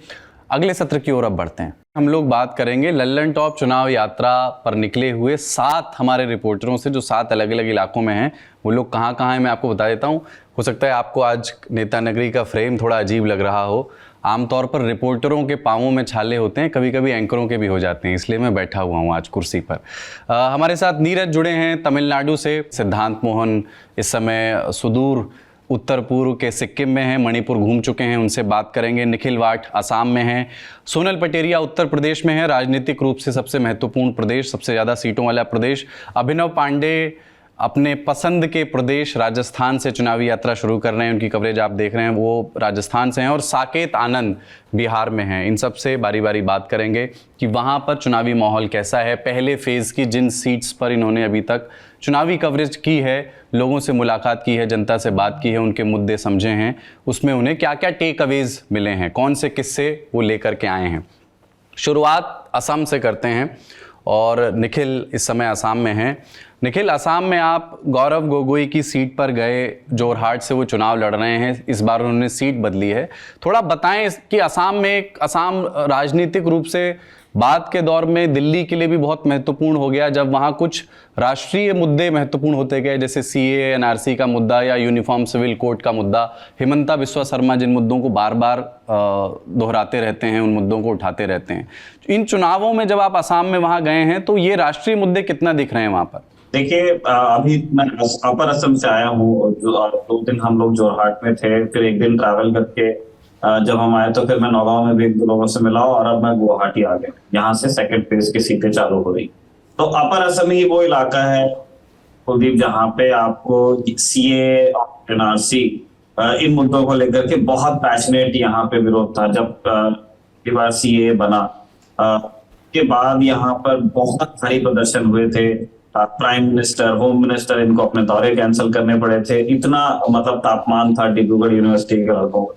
तो वो एक, लेकिन ये पैशन कभी हमने इलेक्टोरली मतलब इससे बीजेपी को नुकसान पहुंचा हो या किसी दूसरा जैसे रायजोर दल जैसे प्रयोग वहां पे हुए, जातीय परिषद आगे आया, इन सबको फायदा हुआ हो, ये हमने कभी देखा नहीं, कम से कम अपनी आंख से। और ये चुनावी नतीजों में आप जाकर के देख सकते हैं। पिछले जब असम में लोग विधानसभा चुनाव हुए थे तो एक अखिल गोगोई जरूर जीते। उनको छोड़ करके आपको सीए या एनआरसी का मुद्दा कहीं इलेक्टोरली इसको फ्रक्टिफाई होते हुए आपने नहीं देखा। इसीलिए आप देखेंगे शायद यही चीज एक्नॉलेज कांग्रेस ने की जब अपने मैनिफेस्टो में उन्होंने सीए को रखा नहीं, लेकिन अब वो एक तरह से उनके लिए बैकफायर कर गया है। अपर असम में आप किसी से मिलते हैं, या अभी मैं गुवाहाटी में कॉटन यूनिवर्सिटी में लड़कों से बात कर रहा था तो वो भी मुझे यही कह रहे थे कि भाई बीजेपी का तो एक बहुत क्लियर स्टैंड है, उसको आप किसी भी तरह से ले लीजिए, लेकिन उन्होंने सीए को लेके आए और उन्होंने सीए को नोटिफाई भी कर दिया, अब उसके रूल्स बना दिए। चाहे विरोध हो रहा हो वो उस चीज को करने जा रहे हैं। कांग्रेस जो लगातार ये कह रही थी कि वो सीए से इन प्रिंसिपल सहमत नहीं है, उसने क्या सोच के उसे अपने मैनिफेस्टो से बाहर रखा। तो उनकी शिकायत ये है, अब जैसे ये पिछले दिनों कांग्रेस की तरफ से कहा गया कि देखिए जो नेशनल इश्यूज हैं जैसे सीए है वो कुछ जगहों का मुद्दा है, और जैसे उनका शायद संकेत ये रहा होगा कि सीए को लेकर सेंटीमेंट एक असम में आपको देखने को मिलता है और दूसरा फिर वेस्ट बंगाल में, और वो बिल्कुल परस्पर विरोधी पर्सपेक्टिव है, लेकिन सीए को लेकर के इन दो सूबों में बात होती है। और इसलिए वो क्योंकि पूरे देश का मुद्दा नहीं है इसलिए उसको नहीं रखा गया। अब इस चीज को लेकर के लोग बड़े नाराज हैं यहाँ पे कि ऐसा कैसे हो सकता है कि जो सबसे बड़ा मुद्दा जो पिछले दिनों का था उसको आपने क्यों नहीं मैनिफेस्टो में रखा। अब ये एक बात है, जो middle class, upper middle class, जो पढ़े लिखा क्राउड है या जो स्टूडेंट यूनियंस हैं यहाँ पे, उनके लिए ये बहुत बड़ा मुद्दा है। लेकिन क्या लोग सीए एनआरसी के मुद्दे पे वोट करते हैं, और फॉर दैट मैटर यूसीसी, ये ऐसे विषय हैं कुलदीप जिनके बारे में जब तक हम अपने जबान से पूछते नहीं थे तब तक के लोग इस पे रिस्पॉन्ड नहीं करते थे। ये और एनआरसी इनको लेकर के असम में जो 3 इलाके हैं वहां पे अलग अलग सेंटिमेंट आपको देखने को मिलेगा। असम को आप जैसे एक लंबाई में वो बसा हुआ है 3 दिशाओं में, तो एक आपका अपर असम हुआ, डिब्रूगढ़, तिनसुकिया, जोरहाट, काजीरंगा वाला एक बेल्ट हो गया, और उसके ऊपर फिर अरुणाचल लग जाता है। अभी हम लोअर असम की शुरुआत में बैठे हुए हैं यहाँ, आप गुवाहाटी, धुबरी, और फिर आपका बीटीएडी रीजन जो है, बक्सा, दरांग, ये लोअर असम में हो गया, और फिर एक कछार वैली है जहां पे सिलचर है, तो वो बंगाली स्पीकिंग एरिया है। वहां पे सीए का स्वागत हो रहा है क्योंकि वहां पे बहुत सारे माइग्रेंट्स हैं, वो चाहते हैं कि सीए आए, तो वो तो बड़े खुश होंगे इससे। लेकिन अपर और ये जो लोअर असम है वहां पे सीए को लेके उस तरह की चिंताएं हैं कि उसमें से मुस्लिम्स को बाहर रखा गया क्योंकि बहुत मुस्लिम माइग्रेंट्स वहां बढ़ते हैं। अपर असम में सीए का विरोध इसलिए था क्योंकि उनका रिलीजियस लाइन पे इशू है ही नहीं। उनका कहना ये है कि ये तो एथनिक इशू है, इसमें चाहे हिंदू हो चाहे मुसलमान हो, हमें किसी से मतलब नहीं है। तो अलग अलग रीजन्स के लोग अलग अलग तरीके से सीए को रिस्पॉन्ड कर रहे थे, लेकिन जैसा मैं अनेक बार कह चुका, उसका कोई इलेक्टोरल ये नहीं है। आपने अपने गौरव गोगोई के बारे में प्रश्न पूछा था। देखिए आप गए थे गौरव गोगोई की सीट पर, जोरहाट गए थे आप? जी, जोरहाट में हम 2 दिन थे और 2.5 भी दिन उसको कह सकते हैं। हम आसपास के भी इलाकों में घूमे, माजुली तक के गए, काजीरंगा से होके कल आ रहे हैं। तो वहां पे गौरव क्यों जोरहाट से लड़ रहे हैं उसका एक बेसिक कारण तो है डिलिमिटेशन। मतलब अगर असम में कोई मुद्दा बड़ा है जो इलेक्शन को डिसाइड करने वाला है, तो मैं कहता हूं अभी तक की जो समझ है वो सीए नहीं है, वो एनआरसी नहीं है, वो यूसीसी भी नहीं है, वो है डिलिमिटेशन। क्योंकि डिलिमिटेशन ने क्या किया है, सारी ही पार्टीज का मैथ चेंज कर दिया है। 2023 में असम में डिलिमिटेशन हुआ, उसमें विधानसभा सीट भी थी, लोकसभा सीट भी थी, और इलाके मर्ज हुए। तो जो कलियाबोर सीट जहां से तरुण गोगोई लेट तरुण गोगोई गौरव गोगोई के पिता थे, असम के सबसे कॉन्सिक्वेंशियल चीफ मिनिस्टर्स में से माने जाते हैं। उनके टाइम पे ही उग्रवाद की जो व्यापक समस्या थी असम में, उसमें सुधार हुआ था, तो उसके लिए उसको क्रेडिट किया जाता है। और उनकी ही प्रोडिजी थे हिमंत बिस्वा शर्मा, जिन्होंने जब देखा कि मेरा करियर आगे नहीं जा रहा तो छोड़ दो। तो तरुण गोगोई 3 बार के कोलियाबोर कॉन्स्टिट्यूएंसी के एमपी भी थे, और उनके बाद फिर गौरव गोगोई वहां से लड़ने लगे। 2 बार के एमपी गौरव गोगोई हैं कोलियाबोर से। इस बार जब डिलिमिटेशन हुआ तो कोलियाबोर की जो आपकी लोकसभा है वो विलोपित हो गई, उसका एक बड़ा इलाका चला गया नागांव में, और जो बचा हुआ इलाका चला गया वो काजीरंगा में चला गया। अब देखिए कि एक बड़ा नेता, पूर्वोत्तर का एक वोकल चेहरा कांग्रेस का, कि अब जो बचे हुए लीडर्स हैं उनका वो चेहरा जो पार्लियामेंट के अंदर जब नरेंद्र मोदी धन्यवाद प्रस्ताव दे रहे हैं, प्राइम मिनिस्टर को इंटरप्ट कर रहे हैं, है ना, उस चीज का काफी जिक्र होता है कि हमें एक वोकल व्यक्ति चाहिए। तो वो गौरव गोगोई अब कहां से लड़ेंगे? तो आप 2019 में देखिए कांग्रेस कहां जीती थी। 2019 में कांग्रेस जीती थी अपर असम में, जो माफ कीजिए कोलियाबोर, जहां से गौरव गोगोई जीते थे। नागांव सीट से जीते थे प्रद्युत बोरदोलोई, जो इस बार भी लड़ रहे हैं, और बारपेटा सीट से जीते थे अब्दुल खालिक। अब कोलियाबोर लोकसभा तो खत्म ही हो गई जब परिसीमन हुआ।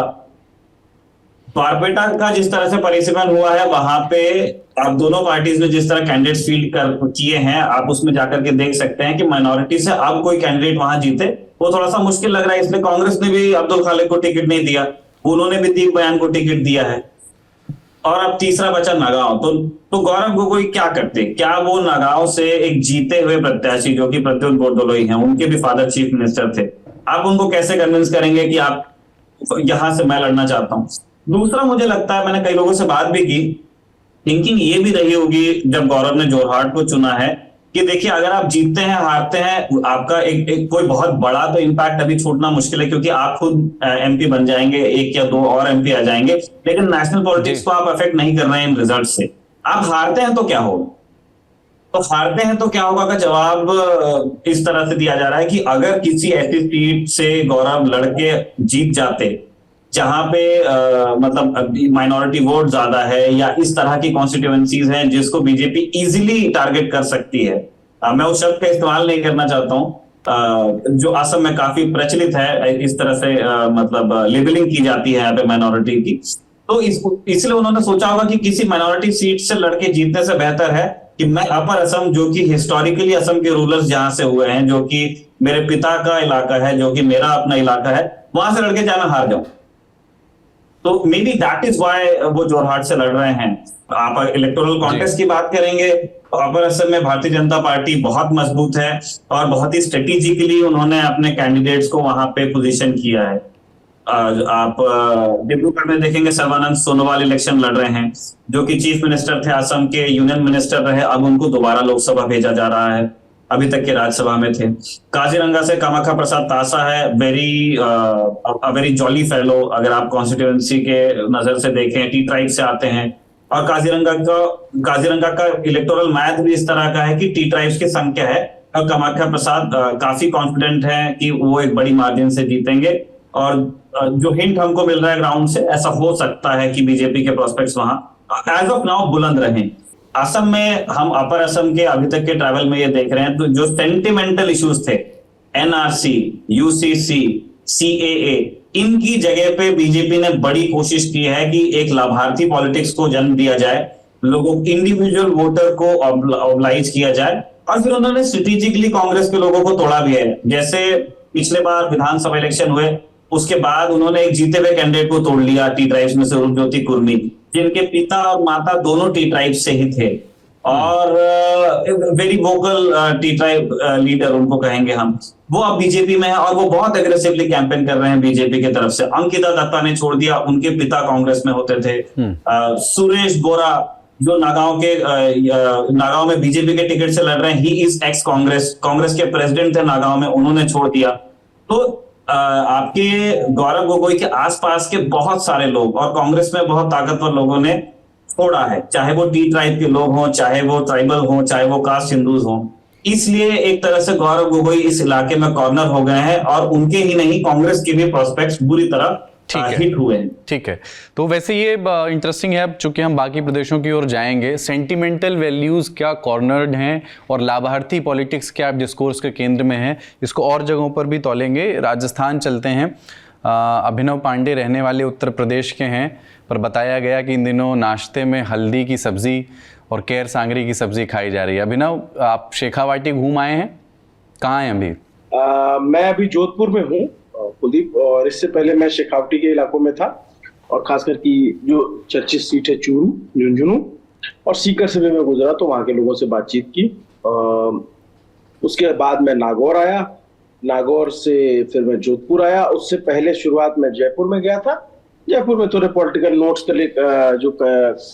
कलेक्ट करने थे, वो नोट्स कलेक्ट किए, और अब धीरे धीरे हम राजस्थान की और सीटों पे जाने की कोशिश करेंगे। बाड़मेर, बालोतरा जो सीट है, जैसलमेर, वो सीट भी काफी चर्चित है, तो इसके बाद हम वहां जाएंगे। ये बताएं कि शेखावाटी का थोड़ा सा पहले एक अंदाजा दें, मैं फिर बाद में चूरू पर अलग से बात करूंगा कि एक शेखावाटी विधानसभा चुनाव में भी जिस तरह से भारतीय जनता पार्टी के पक्ष में लहर थी, शेखावाटी में उस किस्म की लहर नहीं थी अभी जो हाल में विधानसभा चुनाव हुए। उसके अन्य वजह हैं, बहुत सारी वजह हैं उसकी। अभी जब आप घूम रहे हैं तो कमोबेश वही ट्रेंड है, या लोकसभा में जैसे होता है कि केंद्र के चुनाव बिल्कुल विधानसभा से अलग होते हैं और प्रधानमंत्री नरेंद्र मोदी के नाम पर जब वोटिंग होती है तो एक अलग तरह का कंसोलिडेशन होता है जो जाति की सीमाओं को भी तोड़ता दिखता है कुछ जगहों पर। अभी शेखावाटी का ट्रेंड जो आप जितने दिन घूमे हैं उसमें क्या दिखा? देखिए, राजस्थान का जो ऊपरी इलाके में चूरू, झुंझुनू, सीकर, ये 3 जिले शेखावटी बोले जाते हैं। ये विधानसभा में आपका कुलदीप ने आपने कहा कि वहां पे कांग्रेस जीती, अच्छा किया, तो उसकी 2 वजह हैं। पहली चीज तो एक जाट डोमिनेंट पॉलिटिक्स है, जिसको लेकर के क्योंकि अच्छी खासी संख्या में वोटर हैं और बहुत सारी सीटों पे वो जीत हार तय करते हैं। दूसरी चीज ये कि हरियाणा से बॉर्डर सटता है, ऊपर हनुमानगढ़ जो गंगानगर है उसमें भी 2 विधानसभाएं जो है इधर आती हैं चूरू लोकसभा में, तो वो पंजाब से भी सटता है। तो ये जो किसान आंदोलन हुआ उसका असर लोगों के दिमाग में है। और दूसरी चीज ये जो पहलवानों के प्रोटेस्ट होते थे, तो क्या होता है, मैंने जो आप नोटिस किया, मैं बहुत ईमानदारी से बताऊं, मेरे से एक राजस्थान के व्यक्ति उन्होंने कहा कि भाई साहब, हम जो है ना कट्टर रिलीजियस नहीं है, हम कट्टर फ्यूडल हैं। मतलब हमारे यहाँ ज्यादा धार्मिकता से ज्यादा जातिवाद है। वो बहुत ईमानदारी से इस बात को स्वीकार कर रहे थे। तो चुनाव जब जाति के मोड़ पे चला जाता है तो जाति में भी जाति देखी जाती है कि जैसे मान लीजिए कि एक ही जाति के 2 कैंडिडेट है, तो पता लगता है ये हमारी गोत्र का है, ये हमारी गोत्र का नहीं है। तो इस तरीके का चुनाव होता है। एक चीज है जो मैंने यहाँ नोटिस की कि आमतौर पे जो देश के बाकी जगहों पे, जैसे यूपी की बहुत सारी सीटें हैं, बिहार में या और भी और जगह हैं, गुजरात हो गया, तो वहां सिर्फ नरेंद्र मोदी के नाम पर चुनाव होता है कि मोदी हैं तो उनके काम और उनके नाम पे। ये ऐसे इलाके मुझे दिखे जहां पे कैंडिडेट के नाम लिए जाते हैं कि आमतौर पे आप देखेंगे मोदी वर्सेस राहुल या Modi versus who, Modi versus Kejriwal की बाइनरी खड़ी की जाती है, वो इन इलाकों में नहीं दिखता। इसलिए इन इलाकों में चुनाव थोड़ा रोचक है कि कैंडिडेट पे बात हो। तमिलनाडु चलते हैं जहां से हमारे साथी नीरज हैं। नीरज, तमिलनाडु आप शायद पहली बार गए हैं, कैसा तमिलनाडु कैसे ट्रीट कर रहा है आपको? पहले तो वड़क्कम लीजिए आप सब और हमारे दर्शक। इस समय हम तमिलनाडु मदुरै से हम रामेश्वरम की ओर बढ़ रहे हैं। जितना मैंने महसूस किया उस हिसाब से मैं ये देख रहा हूँ कि तमिलनाडु करुणानिधि और जयललिता के बाद जो एक पर्सनालिटी कल्ट रहा है तमिलनाडु में हमेशा से, उससे जूझ रहा है। डीएमके उनके फादर एमके स्टालिन उदयनिधि के, उनको बढ़ाने की कोशिश कर रहे हैं लगातार। और बाकी जो अभी जितने भी लोगों से हमने बात की है उस आधार पे मैं ये कह सकता हूं कि जो तमिल पीपल है, जो यहाँ के रहने वाले हैं, उनका ये कहना है कि असली फाइट डीएमके और एआईएडीएमके के बीच है, बीजेपी इस रेस में ही नहीं है, ऐसा तमिल लोगों का मानना है। और जो हिंदी पट्टी के लोगों से हमने बात की है अभी तक, उनका ये कहना है कि वो ये मान रहे हैं कि डीएमके की ही हवा है और बीजेपी, लेकिन वो दिल से बीजेपी को वोट देना चाहते हैं और उनको लाना चाहते हैं, क्योंकि एक हिंदी प्रभाव उनमें देखा जा रहा है। और बाकी जैसे डीएमके के बारे में तो आप जानते हैं इस समय वो सत्ता में है। एआईएडीएमके के बारे में यहाँ के लोग ये कह रहे हैं कि जयललिता के निधन के बाद जो पार्टी में बिखराव आया है उस वजह से पकड़ उनकी कमजोर होती जा रही है। बाकी हम डोसा भी खा रहे हैं, चेट्टीनाड चिकन करी भी खा रहे हैं, वेस्टी भी हमने ट्राई कर ली है। और वेस्टी को लेकर मतलब मैं ये बताना चाहता हूँ अपने दर्शकों से और आप साथियों से कि अगर हम ये सोचते हैं कि हम तमिलनाडु पहुंचते हैं और हमें जो पिक्चरों में दिखाया जाता है व्हाइट शर्ट और एक बॉर्डर वाली धोती जो जिसको वेस्टी बोलते हैं तमिलनाडु में, ऐसा कुछ नहीं है। वहां पे हमेशा नहीं पहना जाता है। चेन्नई में मैंने अपने आप सुबह से लेकर शाम तक मैंने अपने आप को देखा वेस्टी में। फिर मैंने मतलब मैंने किसी को पहने नहीं देखा। वेस्टी बहुत खास मौकों पे पहनी जाती है, जब कोई शादी समारोह या कोई खास आयोजन होता है तभी पहनी जाती है। नहीं तो आप वो पहन के वेस्टी पहन के क्या नीरज आप रिपोर्टिंग पे चले गए थे? सेशन बना हुआ है कि हिंदी लोगों से चिढ़ते हैं या इस तरह की चीजें। हमें तमिलनाडु में बहुत मिलनसार लोग मिले और हिंदी नहीं आती है ये भी गलत है। हमारे कई वीडियोस गए हैं और आने वाले हैं और उसमें देखेंगे कि हिंदी को लेकर कोई इतना कोई नफरत वाला माहौल नहीं है उत्तर भारतीयों को लेकर। और उत्तर भारतीय भी यहाँ पर अपने आप को सिक्योर महसूस कर रहे हैं। अभी हम सेलम जा रहे थे, चेन्नई से रात का टाइम था। एक छोटा सा किस्सा मैं बताता हूँ। हम और अमितेश चाय की दुकान पर चाय पी रहे थे, तब तक अमितेश ने एक आवाज सुनी, अरे ये अनारक को हरा जाएगा हरा। तो अमितेश ने कहा ये हरा जाएगा। उसने बुलाया, वो लड़का प्रॉपर साउथ इंडियन टोन में पहले बात कर रहा था। तो अमितेश ने कहा कि भाई ये हरा जाएगा, कहाँ से आ जाएगा, कहाँ से आए हो? उसने कहा बिहार से आए। तो हमने उन्हें पूछा कि कितने साल से हो यहाँ पे? तो उसने बताया 10 साल से है। 26-27 साल का लड़का रहा होगा वो, और वो चाय की दुकान पे काम कर रहा है। तो हम लोग अमितेश ने ही पूछा उनसे कि बिहार के लोग तो ज्यादातर दिल्ली नोएडा जाते हैं। तो उसने कहा कि भाई वहां पैसा नहीं। चाय की दुकान पर वो लड़का काम करता था, महीने दिन के उसको 1200 रुपए मिलते हैं। और महीने से कंपेयर आप कर सकते हैं कि एक महीने का कितना हो गया। तो उसका ये कहना है कि यहाँ पर काम बहुत अच्छा है। वो लड़का दिल्ली में भी आया तो उसका ये कहना था कि जो शॉपकीपर्स हैं वो उनका ट्रीटमेंट अच्छा नहीं रहता। यहाँ पर उनको बिना कहे पैसे मिलते हैं, बहुत ज्यादा काम नहीं है और पैसा बहुत है होटल लाइन में। और उसके कई दोस्त भी हैं वो यहाँ पे रहते हैं। तो इस तरह के कई रंग हमें तमिलनाडु में देखने को मिल रहे हैं। अभी हम रामेश्वरम जा रहे हैं और एक खास बात हमें देखने को मिली पर्यावरण को लेकर एक वीडियो आज या कल में एक पब्लिश होगा लल्लन टॉप पर। हम ऊटी में थे जब, तो हमें पानी की जो बोतल होती है 1 लीटर या 2 लीटर वाली, वो कहीं नहीं दिखी। मैं एक दुकान पे गया, मैंने कहा अक्का, मतलब वहां पे एक लेडी बैठी थी, वहां दीदी को अक्का बोलते हैं तमिलनाडु में, बड़ी बहन को। तो हमने उनसे पूछा दीदी 2 लीटर वाली या 1 लीटर वाली बोतल दो।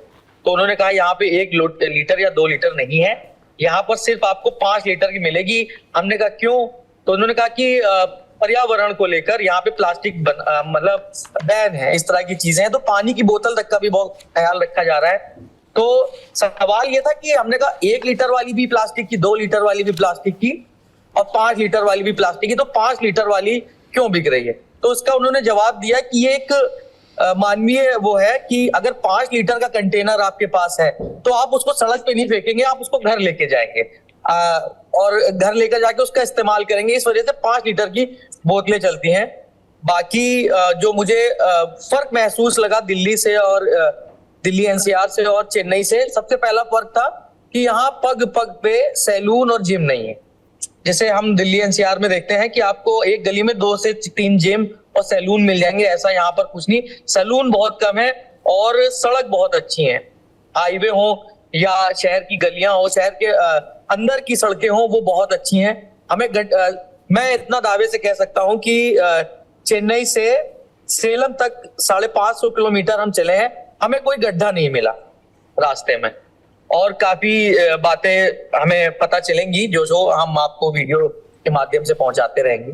बढ़िया। वहाँ की राजनीतिक आबो हवा का जायजा भी लीजिए और वहाँ की संस्कृति में भी गोते लगाइए। तो सिद्धांत मोहन के पास चलते हैं। सिद्धांत अभी सिक्किम में हैं और मणिपुर होकर के आए हैं। मणिपुर इसके पहले राजनीतिक रूप से बहुत ही संवेदनशील जगह बन गई है।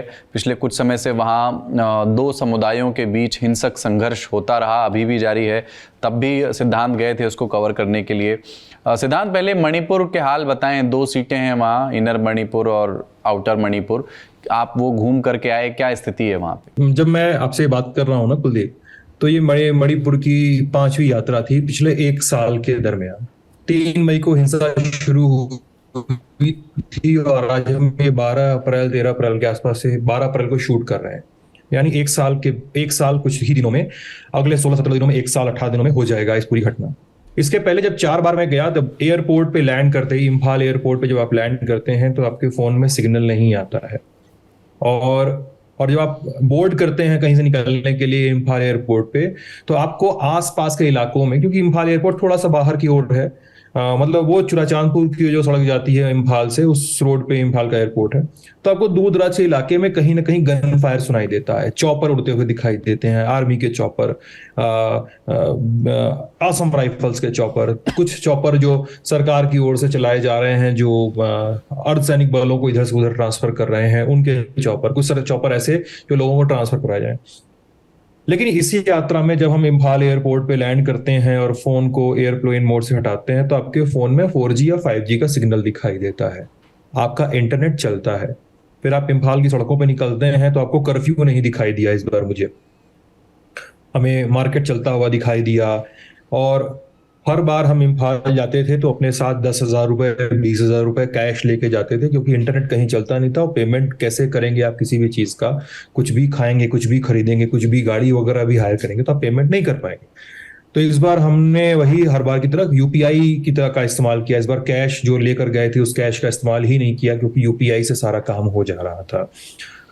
और यही नहीं, ये इम्फाल तो आपका मान लीजिए वो घाटी का इलाका है जहां पे मैतेई समुदाय के लोग रहते हैं, जो राज्य में एक बड़ी जनसंख्या का हिस्सा अपने साथ रखते हैं, 60 से 70% के बीच मोटा माटी। जो घाटी वाला इलाका है, जो वैली का इलाका है, उसको आप कह लीजिए इनर मणिपुर, और बाहर का इलाका आउटर मणिपुर कह लीजिए। और देश के इतिहास में ये पहली बार, आई गेस अगर मैं गलत नहीं हूं तो ये पहली बार हो रहा है कि मणिपुर की जो 2 लोकसभा सीटें जिस पे हर बार एक बार में वोटिंग होती थी, उस पे 2 लोकसभा सीटों में 2 फेज में 3 तरह से वोटिंग हो रही है, 3 चरणों में वोटिंग हो रही है। पहले फेज में इनर मणिपुर में वोटिंग होगी जहां पे मैतेई बहुल है, लेकिन उसका एक इलाका चुराचांदपुर और दूसरे इलाके जो जहां पर अभी भी कुकी डोमिनेंस है, वहां पर वोटिंग पहले फेज में नहीं होगी, है वो इनर मणिपुर के हिस्से। मणिपुर में स्थितियां अभी भी गंभीर हैं। अगर आप, क्योंकि हम ये बात इस समय भी कह रहे हैं जब देश के प्रधानमंत्री नरेंद्र मोदी का ये बयान आता है कि टाइमली इंटरवेंशन सेव्ड मणिपुर, जब हम ये बात कर रहे हैं तो क्या हम मणिपुर को सेफ दिखा रहे हैं? क्या इंटरनेट चलना, कर्फ्यू का हट जाना, क्या हम ये दिखा रहे हैं कि मणिपुर सेफ हो चुका है? नहीं, आई वोंट से सो, क्योंकि मणिपुर में अभी भी वो स्थितियां हैं, इतनी ग्रिम कंडीशंस हैं। मैं आर्मी के और असम राइफल्स के और बहुत सारे पुलिस अधिकारियों के साथ बैठा था, उन्होंने ऑफ द रिकॉर्ड बताया कि हम ये घबरा रहे हैं कि अभी कर क्या रहे हैं सारे लोग उग्रवादी इस समय वहां कर क्या रहे हैं। क्यों? क्योंकि हमें एक्टिविटी नहीं दिखाई देती है ग्राउंड पे, लेकिन हमें हमारे व्हाट्सएप पे, और हम ये मेरे व्हाट्सएप ग्रुप्स में भी आता है, वो सूचनाएं आती हैं कि सारे उग्रवादी और सारे मिलिटेंट ग्रुप्स जो हैं और सारे इनफ्रिंज एलिमेंट्स जो हैं, वो इस समय ट्रेनिंग कर रहे हैं वहां पे। वो ट्रेनिंग कर रहे हैं, वो आर्म्स जुटा रहे हैं, वो गोलियां जुटा रहे हैं, वो टैक्टिकल ट्रेनिंग का कोर्स चला रहे हैं वहां पे। और इस तरह से मणिपुर अभी शांत नहीं है। वो एक अधिकारी ने जो मुझसे कहा, वो मैं यहाँ पे कैमरे पे कह रहा हूं आप लोगों से, मैं अधिकारी का नाम तो नहीं ले सकता ऑब्वियसली, लेकिन मैं ये बता रहा हूं आपसे। उन्होंने कहा कि 4 जून को देश में चुनाव के नतीजे आएंगे। 5 जून से 3 मई तो एक कठिन दिन है मणिपुर के लिए। 3 मई का दिन, जिस दिन हिंसा शुरू हुई थी, all tribal students union movement की जो रैली हुई थी, आत्सुम की जो रैली हुई थी, उसके बाद जो हिंसा शुरू हुई थी, तो 3 मई लोगों के लिए कठिन तारीख है। लेकिन अधिकारी मुझसे कहा कि दोस्त, हम 5 जून को लेकर बहुत चिंता में है, क्योंकि 4 जून को मॉडल कोड ऑफ कंडक्ट खत्म हो जाएगा। अभी सारा कुछ मॉडल कोड ऑफ कंडक्ट के अधीन है, राज्य की कुछ चल नहीं रही है। मॉडल कोड ऑफ कंडक्ट खत्म होते ही मुझे जो लग रहा है, ही सेड दैट, कि मुझे जो लग रहा है कि एक बार हिंसा की एक और वेव आएगी, जो मणिपुर में हुई पहले की हिंसा से ज्यादा भयावह होगी। उनके अपने रीजंस थे, उनकी अपनी रीजनिंग थी। इसके अलावा मणिपुर में कई इलाकों में पोलिंग को लेके बाइकॉट की भी कॉल दिखाई दे रही है। हालांकि वो इतनी अग्रेसिव बाइकॉट कॉल नहीं है जैसा बस्तर के नक्सलवादी करते रहे हैं बस्तर के इलाके में, या असम के या नॉर्थ ईस्ट के दूसरे इलाकों के उग्रवादी समूह करते रहे, वो उतनी हार्डकोर कॉल नहीं है, लेकिन वो ये कह रहे हैं कि हमारा समुदाय इस बार वोट नहीं करेगा, हम इस बार वोटिंग के लिए नहीं जाएंगे, इस तरह की चीजें आ रही हैं। लौटूंगा आपके पास। कुकी और मैतेई समुदाय इस चुनाव में किस तरह से भाग ले रहा है या भाग नहीं लेने का फैसला किया है, इस पर भी सवाल हैं बहुत सारे। पर सोनल उत्तर प्रदेश में मौजूद हैं और पश्चिमी उत्तर प्रदेश में हैं। सोनल, आपसे पहला सवाल ये कि आप जिन इलाकों में घूम रही हैं अभी, मुजफ्फरनगर, कैराना, इस तरफ आप हो अभी मेरे ख्याल से मुजफ्फरनगर में आप हैं, अगर मैं गलत हूँ तो ठीक करेक्ट कीजिएगा। सहारनपुर आप होकर के गई। यहाँ पर जाट वोटर्स की संख्या काफ़ी ज़्यादा है। एक खबर पिछले कुछ समय से हम लगातार देख रहे हैं कि पश्चिमी उत्तर प्रदेश में ख़ास तौर से ये मसला बाय द वे देश के कुछ अन्य अंचलों में भी है, पर पश्चिमी उत्तर प्रदेशों में भी है कि राजपूतों की नाराजगी भारतीय जनता पार्टी के प्रति दिख रही है, क्योंकि जितना ज़रूरी प्रतिनिधित्व वो समझते हैं कि उन्हें दिया जाना चाहिए था, जितने टिकट्स में उनकी भागीदारी होनी चाहिए थी, उतनी हुई नहीं है। एक राजपूत समाज की एक रैली हुई, एक पंचायत कह लीजिए, उसमें इस तरह की बातें दोहराई गई कि भारतीय जनता पार्टी को इसके अंजाम भुगतने होंगे। आप जिन इलाकों से अभी गुजरी हैं, ये नाराजगी के स्वर दिखते हैं क्या राजपूत समाज की ओर से बीजेपी के लिए? जी कुलदीप, हमने अपने पहले फेज के उत्तर प्रदेश के चुनाव की यात्रा की शुरुआत की थी सहारनपुर से, फिर हम कैराना पहुंचे और आज हम मुजफ्फरनगर में हैं। जैसा आपने कहा, आप जिन स्वरों की बात कर रहे हैं, ये स्वर हमें सहारनपुर के उन गांवों से भी सुनाई देते हैं जो राजपूत डोमिनेंट गांव हैं, जहां पर राजपूतों की संख्या सबसे ज्यादा है। उदाहरण के तौर पर मैं आपको भायला गांव का किस्सा बताती हूँ, जो राजपूतों का सबसे बड़े गांव में जिसकी गिनती होती है। जब हम वहां पर पहुंचे तो ननौता की जिस रैली का आपने जिक्र किया, ननौता यहाँ पर एक जगह लगती है, वहां ठाकुरों की महापंचायत हुई थी। उस महापंचायत में जो ठाकुर पूरन सिंह है, बड़े नेता है यहाँ पर, उन्होंने शपथ दिलाई, जो युवा वहां पर पहुंचे थे, जो ठाकुर समुदाय के लोग वहां पहुंचे थे, कि दधिमती माता की कसम खाकर यहाँ प्रण लो कि हमें इस चुनाव में भाजपा को हराना है, चाहे किसी को भी वोट दे दो, लेकिन हमें भाजपा को जीतने नहीं देना है।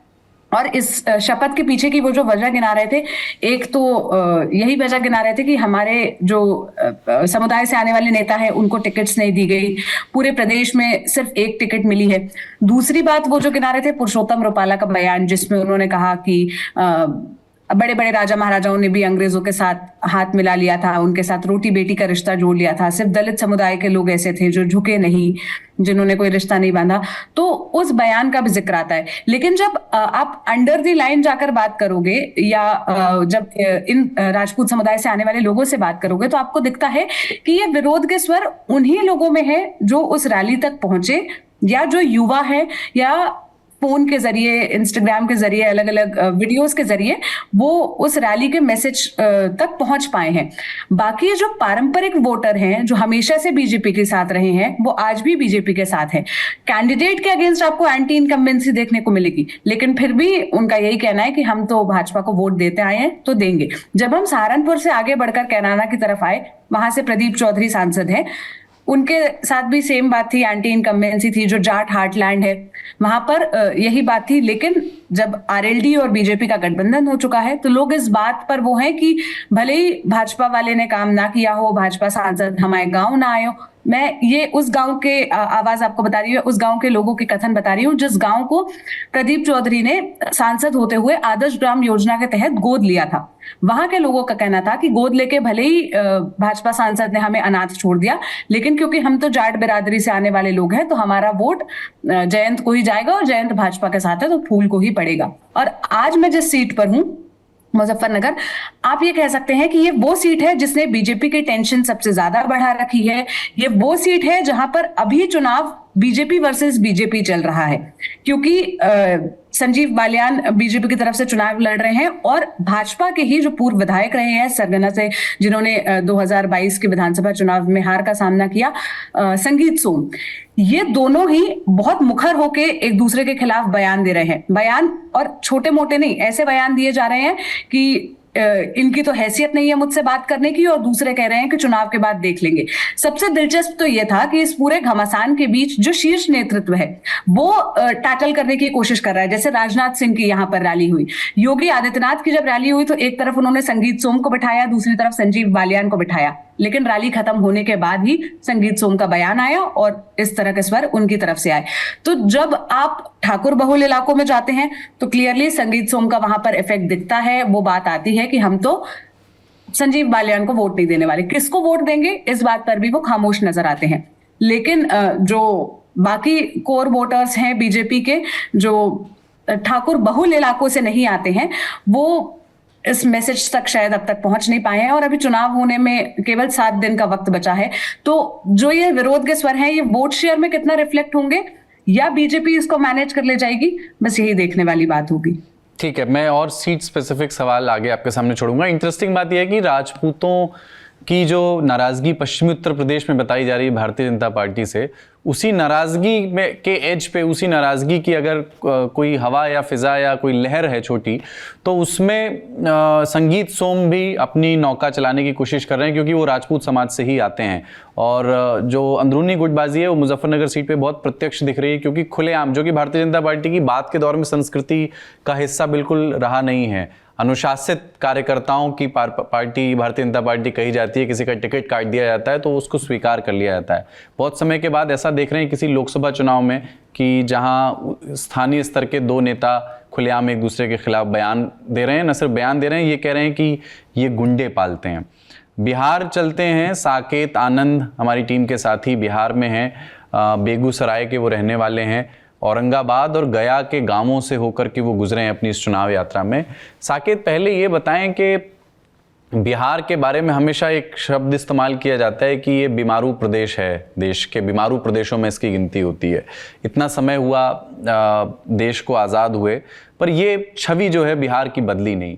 आप बिहार के ही रहने वाले हैं, पर इस चुनाव यात्रा में आपने ऐसा क्या क्या देखा है अभी तक जो आपको लगता है कि ये तो अब तक बदल जाना चाहिए था, ये स्थिति अब हमें नहीं देखनी चाहिए थी 2024 आने के बाद भी?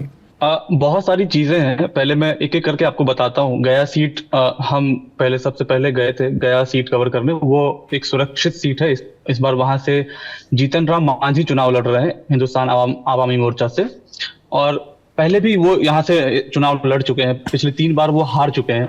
2014 में भी लड़ा था उन्होंने और 2019 में भी, और इस बार फिर से लड़ रहे हैं। लेकिन पिछले ही साल उन्होंने कहा था कि वो चुनाव अब अगले जो लोकसभा चुनाव होने हैं वो नहीं लड़ेंगे। 79 साल के करीब हो चुके हैं, और अभी ये देखा जा रहा है कि बहुत पहले कुछ दिनों से वो आश्वस्त नजर आ रहे थे अपने चुनाव को लेकर कि हम आराम से जीतेंगे, बीजेपी का समर्थन है, एनजेडीयू का समर्थन है।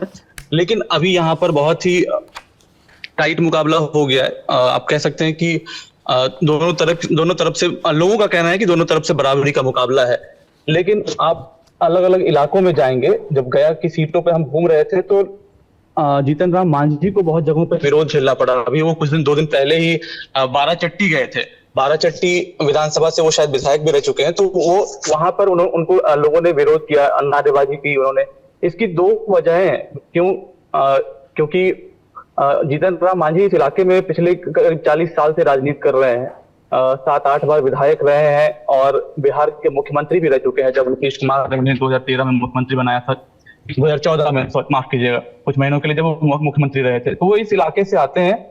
और लोगों का कहना है कि बार बार वो उनकी राजनीति भी उसी तरीके से शुरू हुई थी, और जब उन्होंने पार्टी बना ली है तो अब भी वो कभी एनडीए में चले जाते हैं, कभी महागठबंधन में चले जाते हैं। कभी उनकी पॉलिटिक्स स्थिर नहीं रही है कि हम इस तरफ रहें या इस तरफ रहें। इस वजह से उनकी लोगों के बीच नाराजगी है। और विधायक रहते हुए भी, मतलब जब आप अभी वो खुद इमामगंज से विधायक है, इमामगंज लोकसभा क्षेत्र पड़ता है उसका औरंगाबाद, और वो आता है गया जिले में। तो इस तरीके की नाराजगी है लोगों में कि आप अगर इतने सालों से विधायक हैं उसके बाद भी विकास नहीं कर रहे हैं, और अभी आप जब बोल रहे हैं कि मैं चुनाव नहीं लड़ूंगा, आप 79 साल के हो चुके और अभी फिर से जब मौका आया तो आप चुनाव लड़ रहे हैं। और दूसरी वजह, ये तो पहली वजह हो गई कि बार बार आप पार्टी बदलते हैं और दूसरी तरफ गठबंधन में चले जाते हैं। दूसरी वजह उनके बयान कुछ रहे हैं, जैसे उन्होंने 2 साल पहले कह दिया था, 14 अप्रैल को 2022 को शायद जमुई में एक रैली थी कोई अंबेडकर जयंती, उन्होंने कह दिया था कि वो राम को नहीं मानते हैं। इस तरीके के बयान उन्होंने पिछले साल भी किया था कि रावण ज्यादा महत्वपूर्ण है राम से। तो इस तरह के बयान भी उन्होंने दिए हैं। और सबसे बड़ी बात यह है कि जीतन राम मांझी जिस मुसहर समुदाय से आते हैं, मुसहर समुदाय के वे पहले मुख्यमंत्री हैं आप बताएं तो बिहार में पहले मुख्यमंत्री हैं, वो सर महादलित समुदाय से आता है। तो इस समुदाय के लोग आज भी आप देखेंगे तो उनकी हालत बहुत अच्छी नहीं है यहाँ पर। मैं जिन इलाकों में गया हूँ, मतलब सबसे पहले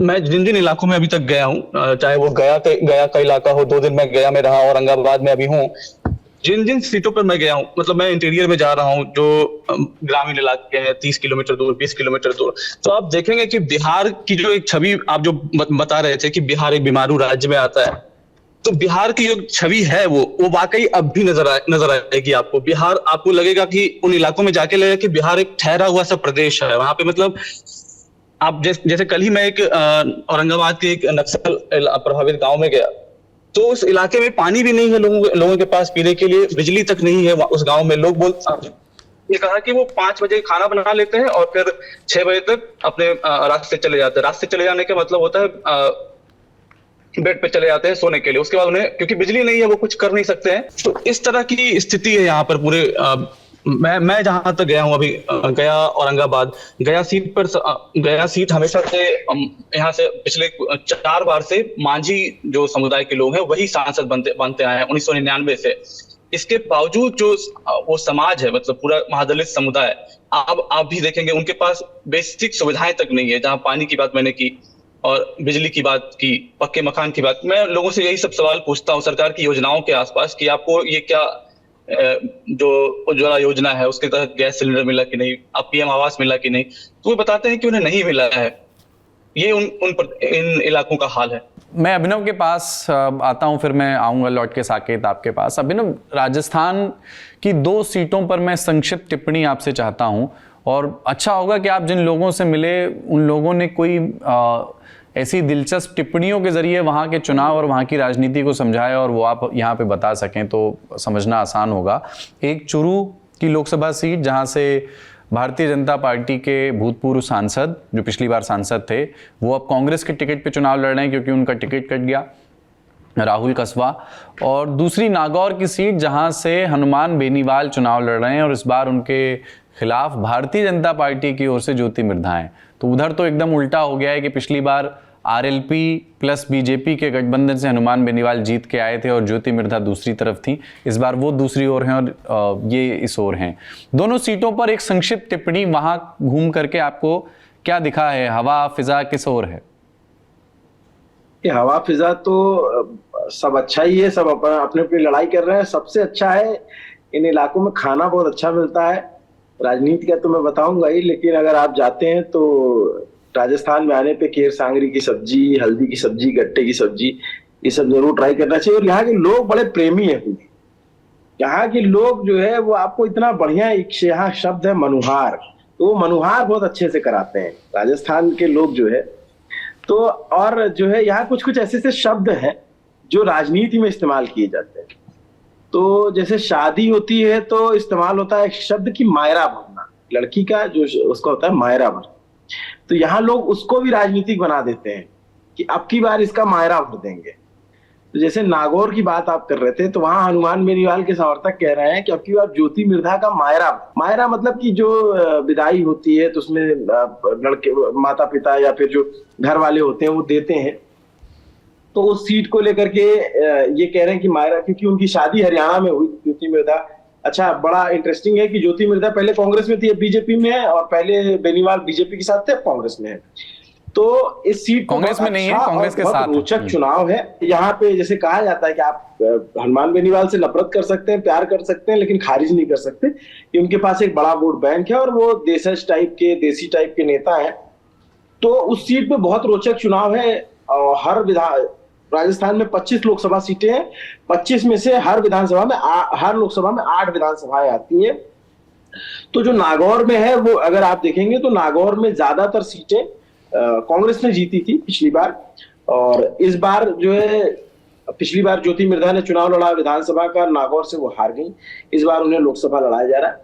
तो 2 चीजें, एक तो उनके प्रति सिंपैथी है ज्योति मिर्धा के प्रति, जो ज्योति मिर्धा के समर्थक है कि भाई पिछला 2-3 चुनाव वो हार गई। वो 2014 का लोकसभा हारी, वो 2019 का लोकसभा हारी, फिर उसके बाद विधानसभा हार गई।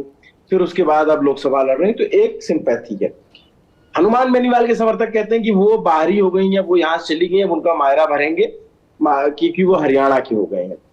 तो हनुमान बेनीवाल के साथ जो फोर्स है ना, वो बहुत एग्रेसिव है, वो हमेशा इंटैक्ट रहती है, और जो है यूथ काफी उसमें देखने को मिलेगा।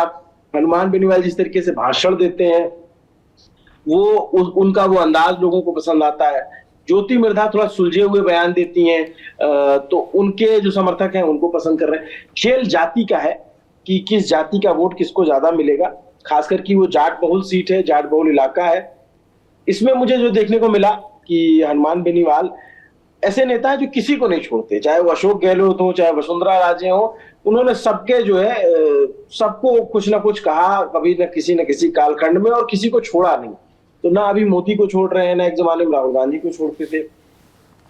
तो हनुमान बेनीवाल का जो चुनाव है वो अपने आप में रोचक इसलिए है क्योंकि अब जो है कांग्रेस उनके साथ गठबंधन में। अगर बिना गठबंधन के होते तो हम लोग शायद हनुमान बेनीवाल की चर्चा ना कर रहे होते, ऐसा सिर्फ, या फिर वो वोट काटने की स्थिति में होते, जीतने की स्थिति में नहीं होते। अभी कांग्रेस गठबंधन में साथ में, तो जो कांग्रेस के विधायक हैं स्थानीय, मुकेश भाकर, जो रामनिवास गावड़िया पर्वत शहर से हैं, चेतन रूडी चुनाव हार गए थे, और भी जो आसपास के विधायक हैं, हरेंद्र मिर्धा हैं, ये सब लोग लगे हुए हैं। मैं एक सवाल यहीं पे ना, एक छोटा सा सवाल इंसर्ट करना चाहता हूं इसी बातचीत में।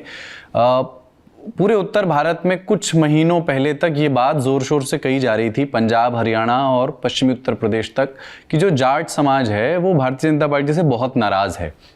और उसकी 2-3 बड़ी राष्ट्रीय वजह थी, जिसमें सबसे पहली वजह थी किसानों का जो आंदोलन हुआ था फार्म लॉज के आने के बाद। उसके बाद अग्निवीर योजना से बड़े स्तर पर जाटों में नाराज़गी थी, क्योंकि सेना के लिए तैयारी करने वालों में का बड़ा हिस्सा जो है जाट समाज से आता है, ख़ासतौर से शेखावाटी की बेल्ट जो है। तीसरी वजह है उसके बाद जब कुश्ती खिलाड़ियों ने प्रोटेस्ट किया ब्रजभूषण शरण सिंह के खिलाफ। तो विधानसभा चुनाव में जब हम जाते थे, ये तीनों मुद्दे जो हैं जाट बेल्ट में हमें बहुत सुनने को मिलते थे। पश्चिमी उत्तर प्रदेश की जहाँ तक बात करें तो राष्ट्रीय लोकदल के अब भारतीय जनता पार्टी के साथ आ जाने से सोनल को ये लग रहा है कि उन सीटों पे कम से कम ये लग रहा है कि जाट वोट अब भारतीय जनता पार्टी के साथ जा रहा है, वापस लौट रहा है आरएलडी के साथ। लेकिन राजस्थान में इस तरह का कोई अलायंस, कोई भारतीय जनता पार्टी इस तरह का कोई ब्रेक थ्रू नहीं कर पाई है। तो यहाँ जाट वोट अभी भी एक तरह से एंटी बीजेपी वोटर्स के रूप में ही लामबंद है अभी तक, आपके हिसाब से? वो सीट बाय सीट डिपेंड है, लेकिन ये बात सत्य है कि जाटों में कांग्रेस के प्रति नाराजगी, बीजेपी के प्रति नाराजगी है, बीजेपी सरकार के प्रति। और ये जो आपने कारण बताया, ये उसकी एक वजह है। दूसरी वजह स्थानीय बहुत सारी वजह है। बहुत इंटरेस्टिंग है कुलदीप कि आमतौर पे राष्ट्रीय मुद्दों पे चुनाव होता है, लेकिन राजस्थान का चुनाव इसलिए दिलचस्प है कि कई सारी सीटें ऐसी जहां पे चुनाव लोकल मुद्दों पे है। बस ये है कि उसमें प्रधानमंत्री नरेंद्र मोदी का काम और उनकी जो शैली है वो एड ऑन करके बीजेपी को मजबूत बनाती है और बीजेपी को अक्रॉस राजस्थान में एज दिखाती है। अब सवाल ये कि क्या 25 की 25 सीटें राजस्थान में बीजेपी वापस कर पाएगी? तो जो स्थानीय जानकार हैं वो कह रहे हैं इस बार ऐसा शायद ना हो, क्योंकि कई सारी सीटें हैं जो फंसी हुई हैं, जिन पर चुनाव बहुत अच्छा है। उसमें थोड़ा आपने बात की, उसमें नागौर आपने बात की, झुंझुनू में भी अच्छा चुनाव बताया जा रहा है, सीकर में अच्छा चुनाव है, बाड़मेर में अच्छा चुनाव है, बांसवाड़ा डूंगरपुर में राजकुमार रावत बहुत अच्छा चुनाव लड़ रहे हैं। इवन अब तो ये भी कहा जा रहा है कि ओम बिरला की सीट पे भी अच्छी फाइट मिल रही है उनको, मतलब जैसे वो बड़े नेता हैं, लोकसभा अध्यक्ष हैं, तो कई बार होता है ना कि भाई वो तो ऐसे ही जीत जाएंगे, तो ऐसे ही जीतने की स्थिति में नहीं है। इवन यहाँ जोधपुर में जब हम बैठे हुए तो गजेंद्र सिंह शेखावत को भी मेहनत करनी पड़ रही है। वो केंद्रीय जल शक्ति मंत्री हैं, 10 साल से वो सांसद हैं इसी सीट से। तो ये कास्ट फैक्टर तो है, और बिल्कुल ये बात सत्य है कि जैसे आप, पब्लिक बहुत स्मार्ट है, क्योंकि पब्लिक से जब हम पूछते हैं कि अच्छा तो क्या किस मुद्दे पे वोट दे रहे हो, तो विकास पे देंगे, तो इस पे देंगे, तो उस पे देंगे।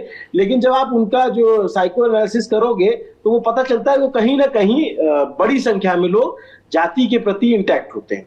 तो नागौर में क्या है कि दोनों ही जाट हैं, मिर्धा और बेनीवाल। अब ये देखने वाली बात हो कि जाट वोटर ज्यादा किसकी तरफ जाता है। अभी की स्थिति में जो है बहुत अच्छी फाइट है, बहुत क्लोज फाइट है, और जैसे कि ये कहा जाता है कि प्रधानमंत्री मोदी के नाम पे या 400 पार का नारा है तो सब कुछ आसानी से हो जाना चाहिए, वैसा होता नहीं दिख रहा है। बहुत अच्छा चुनाव है, चुनाव कहीं भी जा सकता है, अभी चुनाव में टाइम है। ज्योति मिर्धा भी मजबूती से चुनाव लड़ रही है। हनुमान बेनीवाल थोड़ा सा क्या है कि आप देखेंगे हनुमान बेनीवाल इधर राजस्थान में, आप जैसे यूपी में आरएलडी है वैसे यहाँ पे आरएलपी है, तो एक जाट लीडरशिप को तो ओन करते ही है, इसमें तो कोई आप दो राय नहीं है, और ब्लंट है, बोलते हैं, तो उसको लोग पसंद करते हैं, उसको उनके बहुत सारे फैन फॉलोवर हैं, बहुत सारे लोगों को मानने वाले हैं। लेकिन ज्योति मिर्धा के साथ भी समर्थकों की कमी नहीं नजर आई मुझे। और एक चीज मैं बताऊं आपको भी कि जब कहीं पे चाहे वो जाति का पोलराइजेशन हो या धर्म का पोलराइजेशन, अगर पोलराइजेशन होगा तो उसका एक काउंटर पोलराइजेशन भी होता है जो कि साइलेंट रहता है, जो आपको वोकल नहीं दिखेगा, जो आपको बोलता नजर नहीं आएगा, जो चौक चौराहों पे बहुत कम बैठेगा, और अगर आप देखेंगे कैमरा ऑन होगा तो धीरे से खिसक लेगा। वो वोटर जो है ना सबसे महत्वपूर्ण होता है। क्या एक कम्युनिटी किसी को चुनाव जिता सकती है? मेरा मानना है नहीं। और यहाँ पे भी इसी तरीके का है। अब जाटों की बात की जाती है कि नागौर सीट पे किसको मिलेगा, तो जो जानकार है वो कहते हैं कि हनुमान बेनीवाल के साथ ज्यादा जाएंगे। लेकिन फिर वही सवाल है कि हनुमान बेनीवाल के साथ क्या बाकी बिरादरी के लोग उस तरीके से वोट करेंगे? 36 कौम की बात वो जरूर करते हैं, लेकिन जो सवर्ण बिरादरियां हैं या फिर जो दलित बिरादरियां हैं या ओबीसी में, और जो यहाँ पे मूल ओबीसी जिनको कहा जाता है, जो बीजेपी के वोट बैंक बताए जाते हैं, तो कई सारे फैक्टर काम करते हैं। मैं चूरू सीट की बात करूं तो चूरू से राहुल कसवा चुनाव लड़ रहा है और बहुत मजबूत चुनाव लड़ रहा है, ये इसमें कोई दो राय नहीं है। और आपको एक बात बताऊं कि राजस्थान में चुनाव जो खड़े होने की शुरुआत हुई वो चूरू से ही हुई। आमतौर पे भी ये माना जा रहा था कि जैसे 25 की 25 आ जाएगी पिछली बार की तरह, लेकिन राहुल कसवा ने जिस दिन बगावत की बीजेपी से, 2 बार के सांसद हैं, उनके पिता यहाँ से 4 बार के सांसद हैं, तो एक पारिवारिक विरासत है। और प्लस जब कोई नेता छोड़ के जाता है तो वो एक सिंपैथी के साथ ले जाता है। अब जैसे उनके खिलाफ बीजेपी ने देवेंद्र झांझड़िया, पैरा ओलंपियन है, उनको चुनाव मैदान में उतारा है, लेकिन राहुल कसवा का जो पूरा चुनाव है और जो उनकी तरफ से बनाया गया और जो उनके समर्थक बना के बैठे हुए हैं और जो स्थानीय लोग देख भी रहे हैं, बता रहे हैं यही मामला है। वो ये कह रहे हैं कि चुनाव राहुल कसवा वर्सेज देवेंद्र झांझड़िया नहीं है, ये चुनाव राहुल कसवा वर्सेज राजेंद्र सिंह राठौड़। मैंने उनका इंटरव्यू किया राहुल कसवा का, तो मैंने उनसे बोला कि आपका पीएम ने ये कहा कि भाई देवेंद्र को नरेंद्र ने भेजा है, आप उसको वोट दो। तो उन्होंने एकदम बहुत ही ब्लंटली कहा कि लेकिन देवेंद्र और नरेंद्र के बीच में लोगों को राजेंद्र नजर आता है।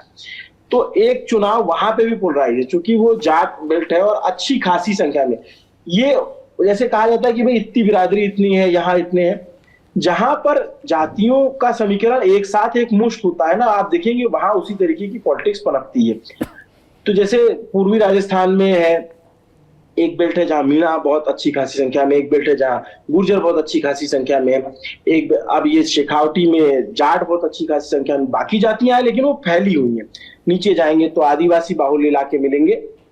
तो देवेंद्र झांझड़िया को लेकर के अब धीरे धीरे शुरू में राहुल कसवा का चुनाव बहुत अच्छा खड़ा था और अभी भी अच्छा चुनाव लड़ रहे हैं, लेकिन धीरे धीरे जो है जब पीएम की रैली हो गई तो देवेंद्र झांझड़िया के लिए भी सिंपैथी जनरेट होना शुरू हुआ है। कह रहे वो तो पैरा ओलंपियन है, मेडल लेकर आए और हमारे देश के नाम रोशन किया, इस तरीके की बात।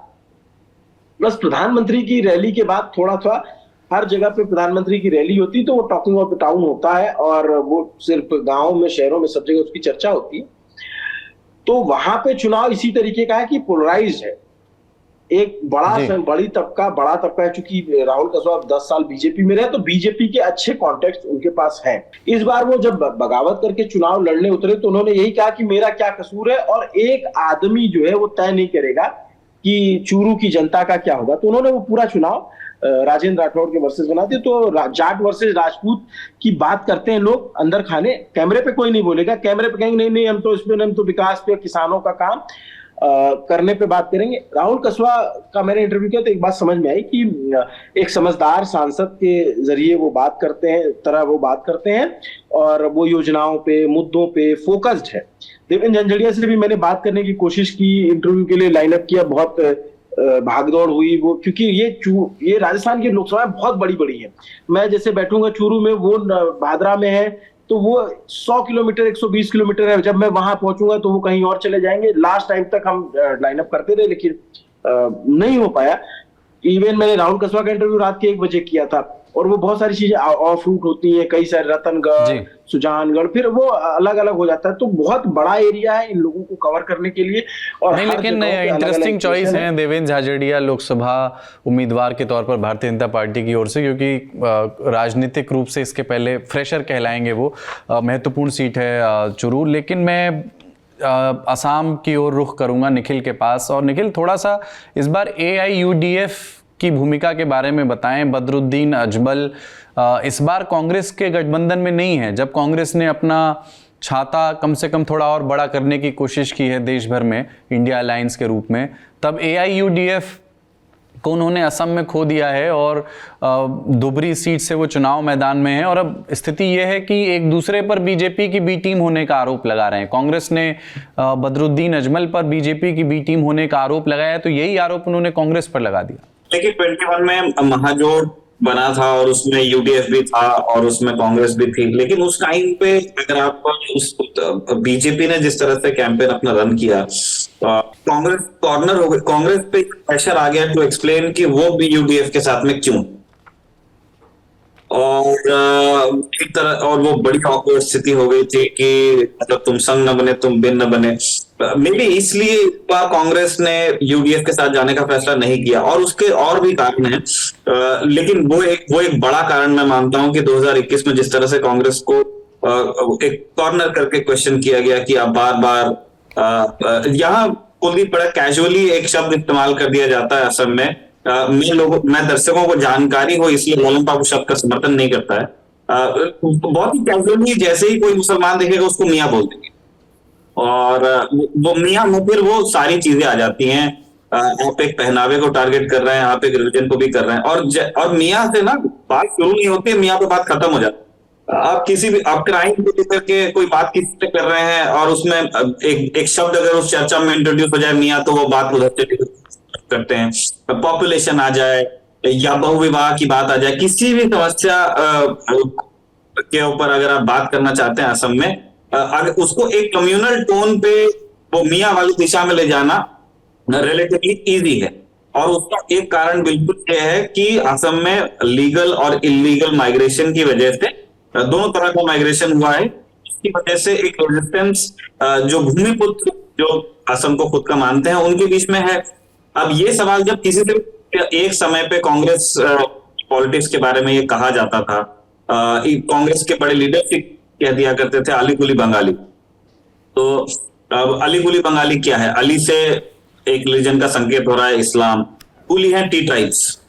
तो टी ट्राइब तो मैंने आपको अपर असम की स्थिति बताई, वहां एक तरह से संगठन का ही वोट बन गए हैं। अब वो पूरी तरह से भारतीय जनता पार्टी के एक मजबूत कॉन्स्टिट्यूएंसी में टी ट्राइब्स पहुंच गए हैं। वो खुद भी वोट देते हैं, लाभार्थियों की लिस्ट में वो शामिल हैं, उनके सारे लीडर्स बीजेपी को सपोर्ट करते हैं। बंगाली ये अब एक कांग्रेस के वोटर बचे। अगर पुराने उस लॉजिक से आप जाएंगे तो की बात है, लेकिन उनके लिए तो बीजेपी ने CAA दे दिया, तो आपका जो पुराना इलेक्टोरल मैथ था उसको तो ध्वस्त कर दिया कांग्रेस ने।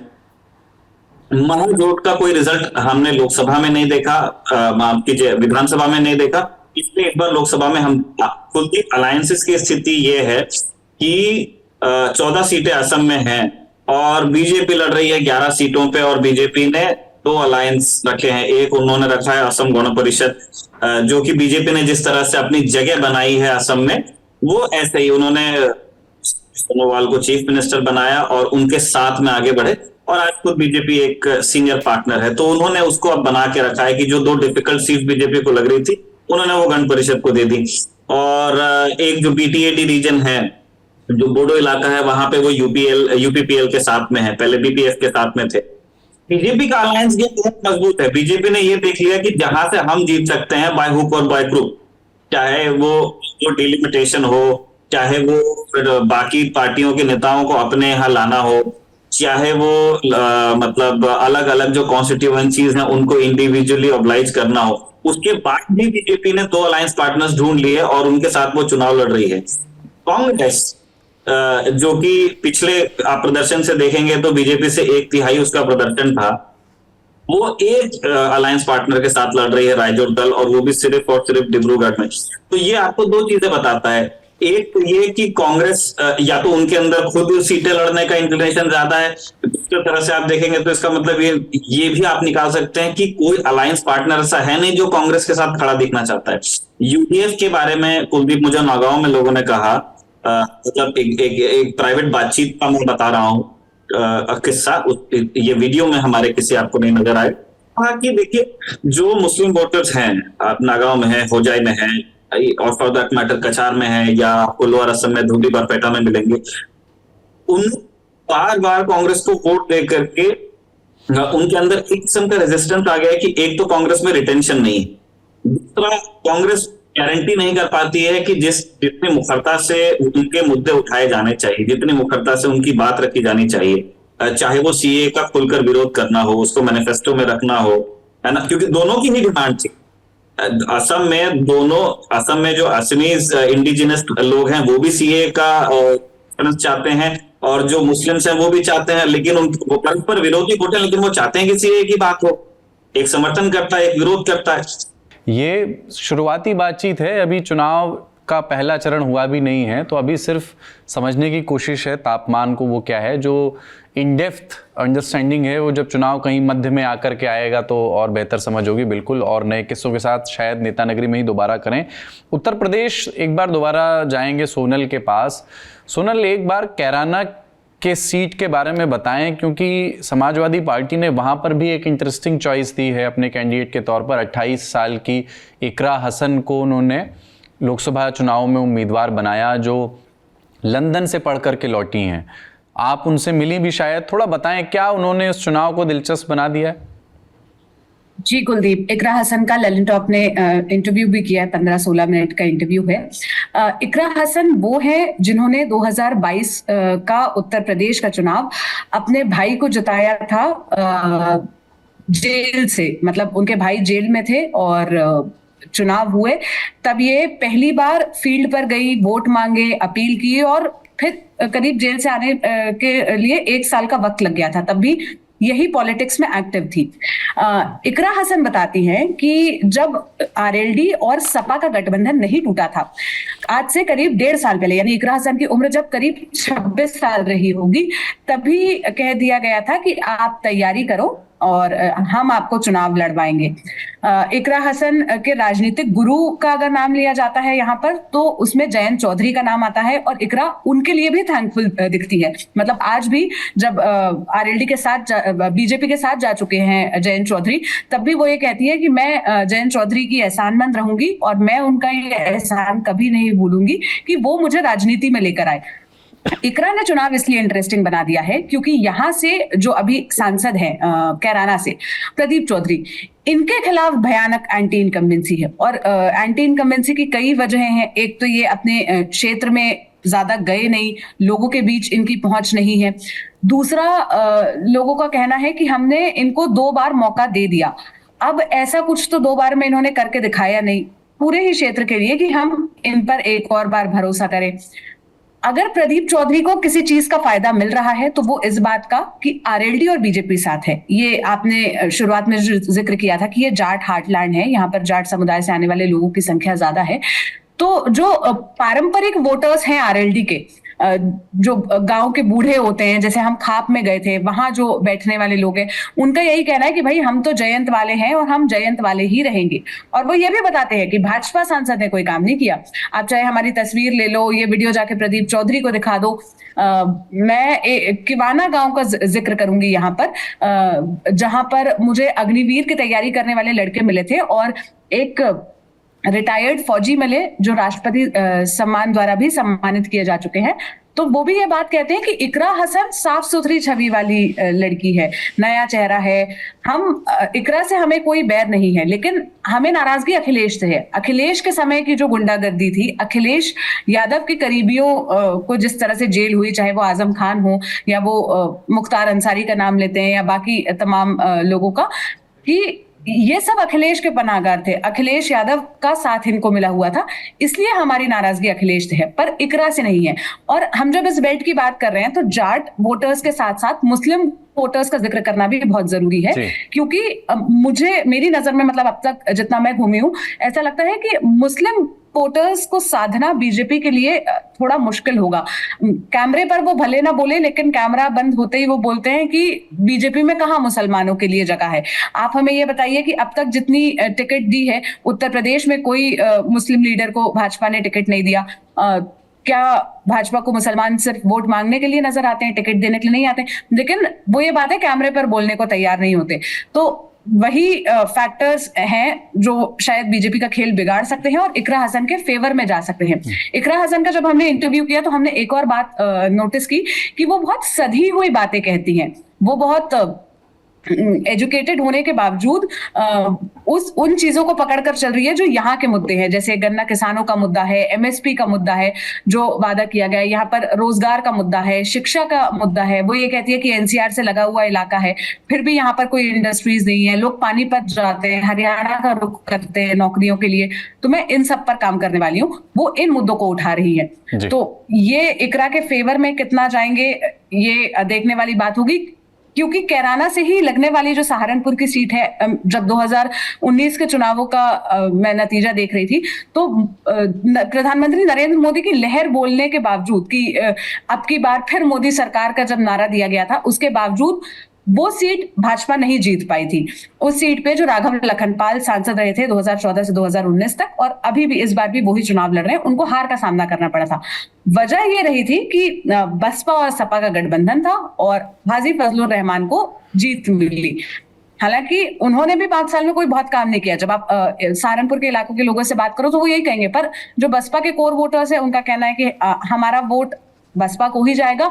और वो एक वजह और गिनाते हैं इसके पीछे की, जैसे ईंट भट्टे के मजदूरों से मैं बात कर रही थी और उसमें से एक मजदूर दलित समुदाय से आने वाले थे, तो उनका कहना था कि हम वोट किसी को भी दे दें, हम चाहे फूल को भी डालकर आ जाए, और ऐसा तो है नहीं कि हमने दिया नहीं है, हमने दिया है, पर हमारे वोट की गिनती हाथी में ही होगी, तो हमारा वोट फिर हाथी को कोई क्यों ना जाए। और वो ये भी कहते हैं कि अगर हाथी के बजाय चंद्रशेखर आजाद होते, क्योंकि ये उनका इलाका लगता है, तो हमारा साथ चंद्रशेखर को होता।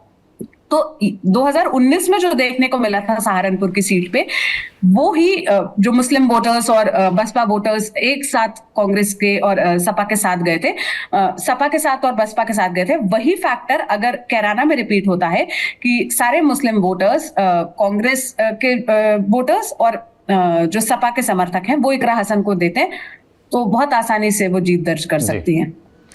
बहुत ही जटिल भी है उत्तर प्रदेश और बहुत रंगों से भी भरा हुआ है, तो आनंद भी लीजिएगा चुनावों का, क्योंकि पत्रकारों के लिए वो उत्सव भी हैं। कुछ समय पहले जब शादियों का सीज़न था तो पश्चिमी उत्तर प्रदेश में बारातों में ये गाना चलते हुए मैंने देखा है कि आरएलडी आई रे, आरएलडी का जो पार्टी का गाना है, पता नहीं चुनावों में, इस चुनाव में वो इस्तेमाल हो रहा है या नहीं, पर इस पर मैंने लड़कों को थिरकते हुए देखा है। और साथ ही पूर्वी उत्तर प्रदेश की कुछ शादियों में मैंने जो राम को लाए हैं हम उनको लाएंगे बारात में चलते हुए देखा है। चुनाव का आनंद लीजिए, भोजन का आनंद लीजिए। कुलदीप जी, बस आपने जिस गाने का जिक्र किया, बहुत इंटरेस्टिंग एनेक्डोट है ये। आज मैं प्रधानमंत्री नरेंद्र मोदी की सरकार में जो केंद्रीय राज्य मंत्री हैं संजीव बालियान, जब उनका इंटरव्यू करने गई तो एक कार्यकर्ता ऑफ द रिकॉर्ड हमसे ये कहते हैं कि हमारे घरों में लड़ाई हुआ करती थी, अगर ये गाना बज जाए शादियों में कि आरएलडी आई रे, तो लठ बज जाते थे हम लोगों के बीच। वो इस टोन में बोल रहे थे कि आरएलडी वाला मत करो, हम तो बीजेपी वाले हैं, ये है वो है। ये आधे इस बात पे बढ़ जाते थे, आधे ये कहते थे कि भाई हम तो आरएलडी के। तो कहते हैं जब आरएलडी बीजेपी का गठबंधन हो गया तो हमारी भी नाराजगी खत्म हो गई। अब दोनों गाने साथ में चल सकते हैं, ठीक है। मणिपुर पर एक आखिरी टिप्पणी लेने के लिए और फिर संक्षेप में सिक्किम पर भी सिद्धांत के पास चलते हैं, क्योंकि अब वो सिक्किम में है, मणिपुर होकर के आ गए हैं। सिद्धांत, एक चीज़ बताएं थोड़ा सा, इस चुनाव में मैतेई और कुकी समुदाय इन चुनावों को कैसे परसीव कर रहा है, इसको बताएं, क्योंकि जो मेरा पेबी है, जो मैतेई महिलाओं का समूह है, वो चुनावों के बहिष्कार का ऐलान कर रहा है इनर मणिपुर में, और आउटर मणिपुर में कुकी समुदाय चुनावों के बहिष्कार का आह्वान कर रहा है। जबकि आउटर मणिपुर से ट्रेडिशनली या तो नागा सांसद रहते हैं, नागा समुदाय से आने वाले, अभी वही हैं, नागा समुदाय से आने वाले डॉक्टर लोरहो एसफोज वहाँ से सांसद हैं, या फिर मतलब कोई ना कोई चुनाव में कुकी समुदाय से ज़रूर खड़ा होता रहा है। लेकिन इस बार कोई कुकी समाज का उम्मीदवार भी नहीं है आउटर मणिपुर से। तो ये दोनों समाज जो एक कॉन्फ्लिक्ट की स्थिति में हैं पिछले कुछ समय से, वो इस लोकसभा चुनाव को कैसे परसीव कर रहे हैं, इसके थोड़े से ब्यौरे और कुछ किस्से अगर आपने जमा किए हों। जो मणिपुर में स्थिति है, मेरा पाई भी एक बड़ा संगठन था जो 19वीं सदी के उत्तरार्ध में शुरू हुआ। उनका ये कहना था कि हम मणिपुर को कुरीतियों से बचाएंगे। जब भी कोई नशा करता था, युवा और ड्रग्स लेता था, शराब पीता था, तो वो उसके घर पे धावा बोलती थी, पब्लिक शेमिंग करती थी उसकी, और उसको इतना मतलब जिल्लत का सामना करना पड़ता था कि वो आदमी नशा करना छोड़ देता था या तो घर छोड़ देता था। जब हिंसा शुरू हुई तो मेरा पाई भी से बहुत सारे आरोप लगे कि उन्होंने असम राइफल्स का और आर्म फोर्सेस का रास्ता रोका। ऐसे ही कुछ आरोप बीरेन सिंह पे लगते हैं, मुख्यमंत्री बीरेन सिंह पर, कई जिन्होंने सही तरीके से इस मुद्दे पर ध्यान नहीं दिया। और ये इल्जाम इसलिए भी लगते हैं क्योंकि मणिपुर में घाटी के इलाकों को, घाटी के उन इलाकों को छोड़कर, उन इलाकों में खासकर जहाँ पे मैतेई समुदाय रहते हैं, उन इलाकों को छोड़कर पूरे मणिपुर में arm forces special powers act लागू है। यानी कि घाटी के इलाके में जहां मैतेई है वहां पे अफस्पा नहीं लगा है, बाकी के इलाके में अफस्पा लगा है। आर्म फोर्सेस को स्पेशल पावर्स मिली हुई है। और घाटी के इलाके में एक बहुत बड़ा चरमपंथी समूह पिछले 9 महीनों में वो खड़ा हो चुका है। 9 क्या 11 महीनों में खड़ा हो चुका है। बड़ा चरमपंथी समूह है, उसका नाम है अरम्बाई तेंगोल। अरम्बाई तेंगोल के पास इस समय अगर आपको काडर की संख्या अगर आपको पता चलेगी, जो हमारे सोर्सेस बताते हैं, तो किसी मणिपुर जैसे छोटे राज्य में अगर इतना बड़ा काडर किसी चरमपंथी समूह के पास है, आर्म्ड ग्रुप है ये पूरा, वो भयावह संख्या है। ये संख्या है 70,000 की। 70,000 उसके पास काडर की संख्या है, जिसके पास हथियार है, जिसके पास ट्रेनिंग है, तमाम चीजें हैं। और इन अरम्बाई तेंगोल के लोगों को अटैक करने देने के लिए, इनके लिए रास्ता बनाने के लिए मेरा पाई भी हमेशा आगे खड़ी रहती थी कि यार महिलाएं हैं तो असम राइफल्स या आर्मी या कोई भी फोर्स, आर्म फोर्स इन पर अटैक नहीं करेगी, इन पर एक्शन नहीं लेगी। मीरा पाई भी बीरेन सिंह को इसलिए नहीं समर्थन करती रही, या मणिपुर के मैतेई लोग इसलिए बीरेन सिंह को नहीं समर्थन करते रहे कि बीरेन सिंह बीजेपी के नेता हैं। नहीं, इसलिए समर्थन करते थे कि बीरेन सिंह मैतेई समुदाय के नेता है। इस बार मैं मीरा पाई से मिला रात में, क्योंकि अभी भी है कुकी इलाकों से मैतेई इलाकों में आएंगे तो वो रास्ता रोकते हैं, पूछते पाछते हैं आप कहाँ जा रहे हैं। तो मैं मीरा पाई से मिला, तो जिस रात में मिला उस दिन नवरात्र का पहला दिन था, और उस दिन भी वहां पर भी मणिपुर में वो अपने मणिपुरी नववर्ष का पहला दिन मनाते हैं। तो वो मशाल लेके, वो मेरा मतलब मशाल और पाई भी मतलब उस मशाल को धारक करने वाली औरतें, तो वो अपनी मशाल लेके उस खास अटायर में वो सड़कों पे टहल रही थी और नारे वारे लगा रही थी। हम मिले उनसे कि क्या हुआ क्या, तो क्या उन्होंने कहा कि आज नवरात्र का पहला दिन है, हमारे साल का भी पहला दिन है, तो हम इसको अपनी देवी को चढ़ाएंगे इस आग को, और ये मनाएंगे कि हमारे स्टेट का इलाज जल्द निकले। तो मैंने पूछा कि क्या बीरेन सिंह आपके सीएम इलाज क्यों नहीं निकाल पाए, हम 1 साल पे खड़े हैं अब मैम। तो बोले इसीलिए तो हम लोग इस बार हम लोग वोट नहीं देगा, बीजेपी को इस बार वोट नहीं देगा। और आप समझिए मतलब इस बात को, ये बात ऐसी है कि वो यहाँ पर कई बार बीजेपी और मैतेई गड्ढमड्ढ हो जाते हैं, आपस में कमलगमेशन दिखाई देता है, लेकिन नहीं है। मीरा पाई भी बोल रही है कि हम बीजेपी को वोट नहीं देंगे, लेकिन मीरा पाई भी वोट नहीं देंगी ना। मीरा पाई भी की कितनी बड़ी संख्या वोट नहीं देगी ये भी तय नहीं हुआ है। मीरा पाई भी के कितना इन्फ्लुएंस आएगा इस पे तय नहीं हुआ है। हालांकि मणिपुर में एक देश का एक अनूठा ऐसा राज्य है जहां पे महिला वोटरों की संख्या पुरुष वोटरों से बहुत ज्यादा है। वो कितना डिसाइड करेंगे हमें नहीं पता, लेकिन एक कॉल है उनकी। और बीजेपी के बसंत सिंह जो हैं स्टेट मिनिस्टर ऑफ स्टेट रहे हैं, वो इस बार लड़ रहे हैं, टिकट बदल के उनको टिकट दिया गया है। तो वो जब जा रहे हैं लोगों के बीच में तो 100 से लोगों से अधिक की रैली भी नहीं कर रहे हैं। मेरा पाई भी उनके समर्थन में एक घर से जाके दूसरे घर जाके प्रचार कर रहे हैं। मणिपुर में आपको पोस्टर नहीं दिखाई देते हैं, मणिपुर में आपको नारेबाजियां नहीं सुनाई देती हैं, आपको वो झालर वालर जो लगती है ना यूपी में, बिहार में, हर जगह वो नहीं दिखाई देता। मणिपुर में स्थिति ये हो चुकी है इस समय। और ये लोग एक स्टेट को कैसे सिस्टमिकली और कैसे पूरी योजना के अभाव में पीछे धकेला जा सकता है, मणिपुर इसकी मिसाल है। तो ये घाटी के इलाके का हिसाब हो गया। और जैसा मैंने पहले भी कहा कि पहाड़ के इलाकों में, कुकी समुदाय के इलाकों में उनका कोई सीधा बायकॉट कॉल नहीं है, हार्डकोर बायकॉट कॉल, लेकिन वो कह रहे हैं कि हम इस बार वोट नहीं करेंगे। उनका ये कहना है कि बीजेपी और कांग्रेस नहीं, ये सब नगा पीपल फ्रंट नहीं, हम डेमोक्रेसी नाम के सेटअप में अभी विश्वास नहीं कर पा रहा है कि इफ दैट एग्जिस्ट्स इन मणिपुर। हालांकि बीजेपी ने आउटर मणिपुर में कोई कैंडिडेट खड़ा नहीं किया है, एनपीएफ नगा पीपल फ्रंट का जो कैंडिडेट है उन्होंने उसको समर्थन दे दिया है। एक संक्षिप्त टिप्पणी सिक्किम पर भी कर दें। एक लोकसभा सीट है और उसको लेकर के भी अब अलग से घोषणाओं की सूची भी जारी की जा रही है। जो चीनी घुसपैठ का मसला है वो बार बार उसका जिक्र होता है। सिक्किम की जो लोकसभा सीट है वहाँ के समीकरण क्या हैं, आप अभी जितना घूमे हो? सिक्किम के विधानसभा चुनाव जो लोकसभा चुनाव के साथ हो रहे हैं, जिसकी ज्यादा बातचीत यहाँ हो रही है। कुछ पत्रकार बताते हैं कि पीएस तमांग की और अमित शाह की एक दिल्ली में एक बंद कमरे में मीटिंग हुई, लंबी मीटिंग हुई। इस मीटिंग के बाद दोनों लोग बाहर आए और बाहर आने के बाद कोई बयान नहीं दिया गया और कुछ दिनों बाद एसकेएम ने साफ किया कि वो चुनाव अकेले लड़ेंगे। लेकिन चुनाव के बाद स्थिति बदलेगी। यहाँ के लोगों की वो चिंता है नहीं कि चीन कितना इन्फिल्ट्रेट कर रहा है और ये चीजें तमाम कितनी हो रही हैं। उनकी चिंता है कि हमारे राइट्स कितने सुरक्षित हैं। जब देश में अगर यूनिफॉर्म सिविल कोड की बात हो रही है तो मुझसे कुछ लोगों ने कहा कि क्या यहाँ पे यूनिफॉर्म सिविल कोड लगाया जाएगा, क्या लागू होगा? ऐसे यूनिफॉर्म सिविल कोड लागू होगा तो शेड्यूल 6 का आर्टिकल 371 से एफ का क्या होगा? जब वो बात कर रहे हैं कि सीए को नोटिफाई कर दिया गया है तो सिक्किम में सीए क्या लागू होगा? सीए लागू होगा तो सिक्किम की जो 70% जनता नेपाली समुदाय से आती है, बाकी 20-30% में बचे हुए 20-30 में भूटिया और लेप्चा समुदाय के लोग हैं, बाकी कुछ बिहार और बंगाल के भी समुदाय के लोग यहाँ रहते हैं। क्या वो एक शफल में जाएंगे? नेपाली समुदाय के लोग कहाँ जाएंगे? हम क्या करेंगे आगे? क्या किस तो उनके इंटरनल टेंशन बहुत ज्यादा है। वो एक स्टूडेंट ने मुझसे ये भी कहा, सॉरी स्टूडेंट नहीं, टीचर ने मुझसे ये भी कहा कि चीन विन यहाँ पे लोगों को दिखाने के लिए है।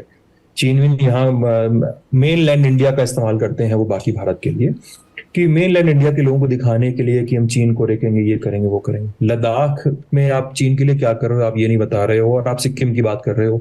ये थोड़ा सा एक रेडिकल अप्रोच लगता है। तो यहाँ पर पॉलिटिक्स जो पूरी है एसकेएम और एसडीएफ के बीच में फंसी हुई है। एसकेएम को कई इलाकों में लीड है और वहीं पर एसडीएफ भी दावा कर रही है, जो शामलिंग की पार्टी है, कि हम यहाँ पे थोड़ा सा हम ज्यादा गेन करेंगे आगे आने वाले दिनों में। एसकेएम कई जगह पिछड़ भी रही है और एसडीएफ भी उन इलाकों में बढ़ रही है। तो बहुत, और दोनों ही सीएम कैंडिडेट शामलिंग भी और आपके तमांग भी, दोनों ही 2-2 सीटों से चुनाव लड़ रहे हैं इस बार। और यहाँ पे एक ट्रेंड रहा है, जो भी सीएम कैंडिडेट होता है वो हमेशा 2 सीटों से लड़ रहा है। तो नामची और गांगटोक की एक सीट से तमांग चुनाव लड़ रहे हैं और वैसा ही कुछ काम चामलिंग भी कर रहे हैं, दोनों 2-2 सीटों से चुनाव लड़ रहे हैं। तो सिक्किम अभी बहुत टेढ़ी चीज हो गई है यहाँ के लोगों के लिए। तो सिद्धांत मोहन सिक्किम से हमारे साथ जुड़े थे और बीच बीच में उनका नेटवर्क बहुत अच्छा नहीं था, इसलिए आवाज़ थोड़ी कट रही थी, पर आप मोटा मोटी बात समझ गए होंगे। चूंकि हमारी टीमें दूरस्थ जा रही हैं, जितने भीतर तक हो सकता है उतने भीतर तक, और जितनी दूर तक संभव है उतनी दूर तक जाने की कोशिश है। कभी कभी नेटवर्क धोखा दे जाता है, पर रिपोर्टिंग की नीयत और उत्सुकता की अलख बनी हुई है। तो आगे भी हमारी टीमें जब जाएंगी और मूव करेंगी तो दूसरे इलाकों तक जाएंगी, तो एक बार फिर कोशिश करेंगी कि नेता नगरी में उनसे समझें चुनावी मिजाज को, लोगों के मिजाज को, कि वो क्या सोचकर क्या देखकर वोट डालने की कोशिश कर रहे हैं इस बार। आपकी जो भी राय हो, आपके आसपास के सीटों पर जो चर्चा हुई हो उसमें आपको जोड़ना चाहते हैं, किसी बात पर सहमति या असहमति जताना चाहते हैं, तो कमेंट बॉक्स में लिख दीजिए। देखते रहिए नेता नगरी। मेरा नाम है कुलदीप मिश्र।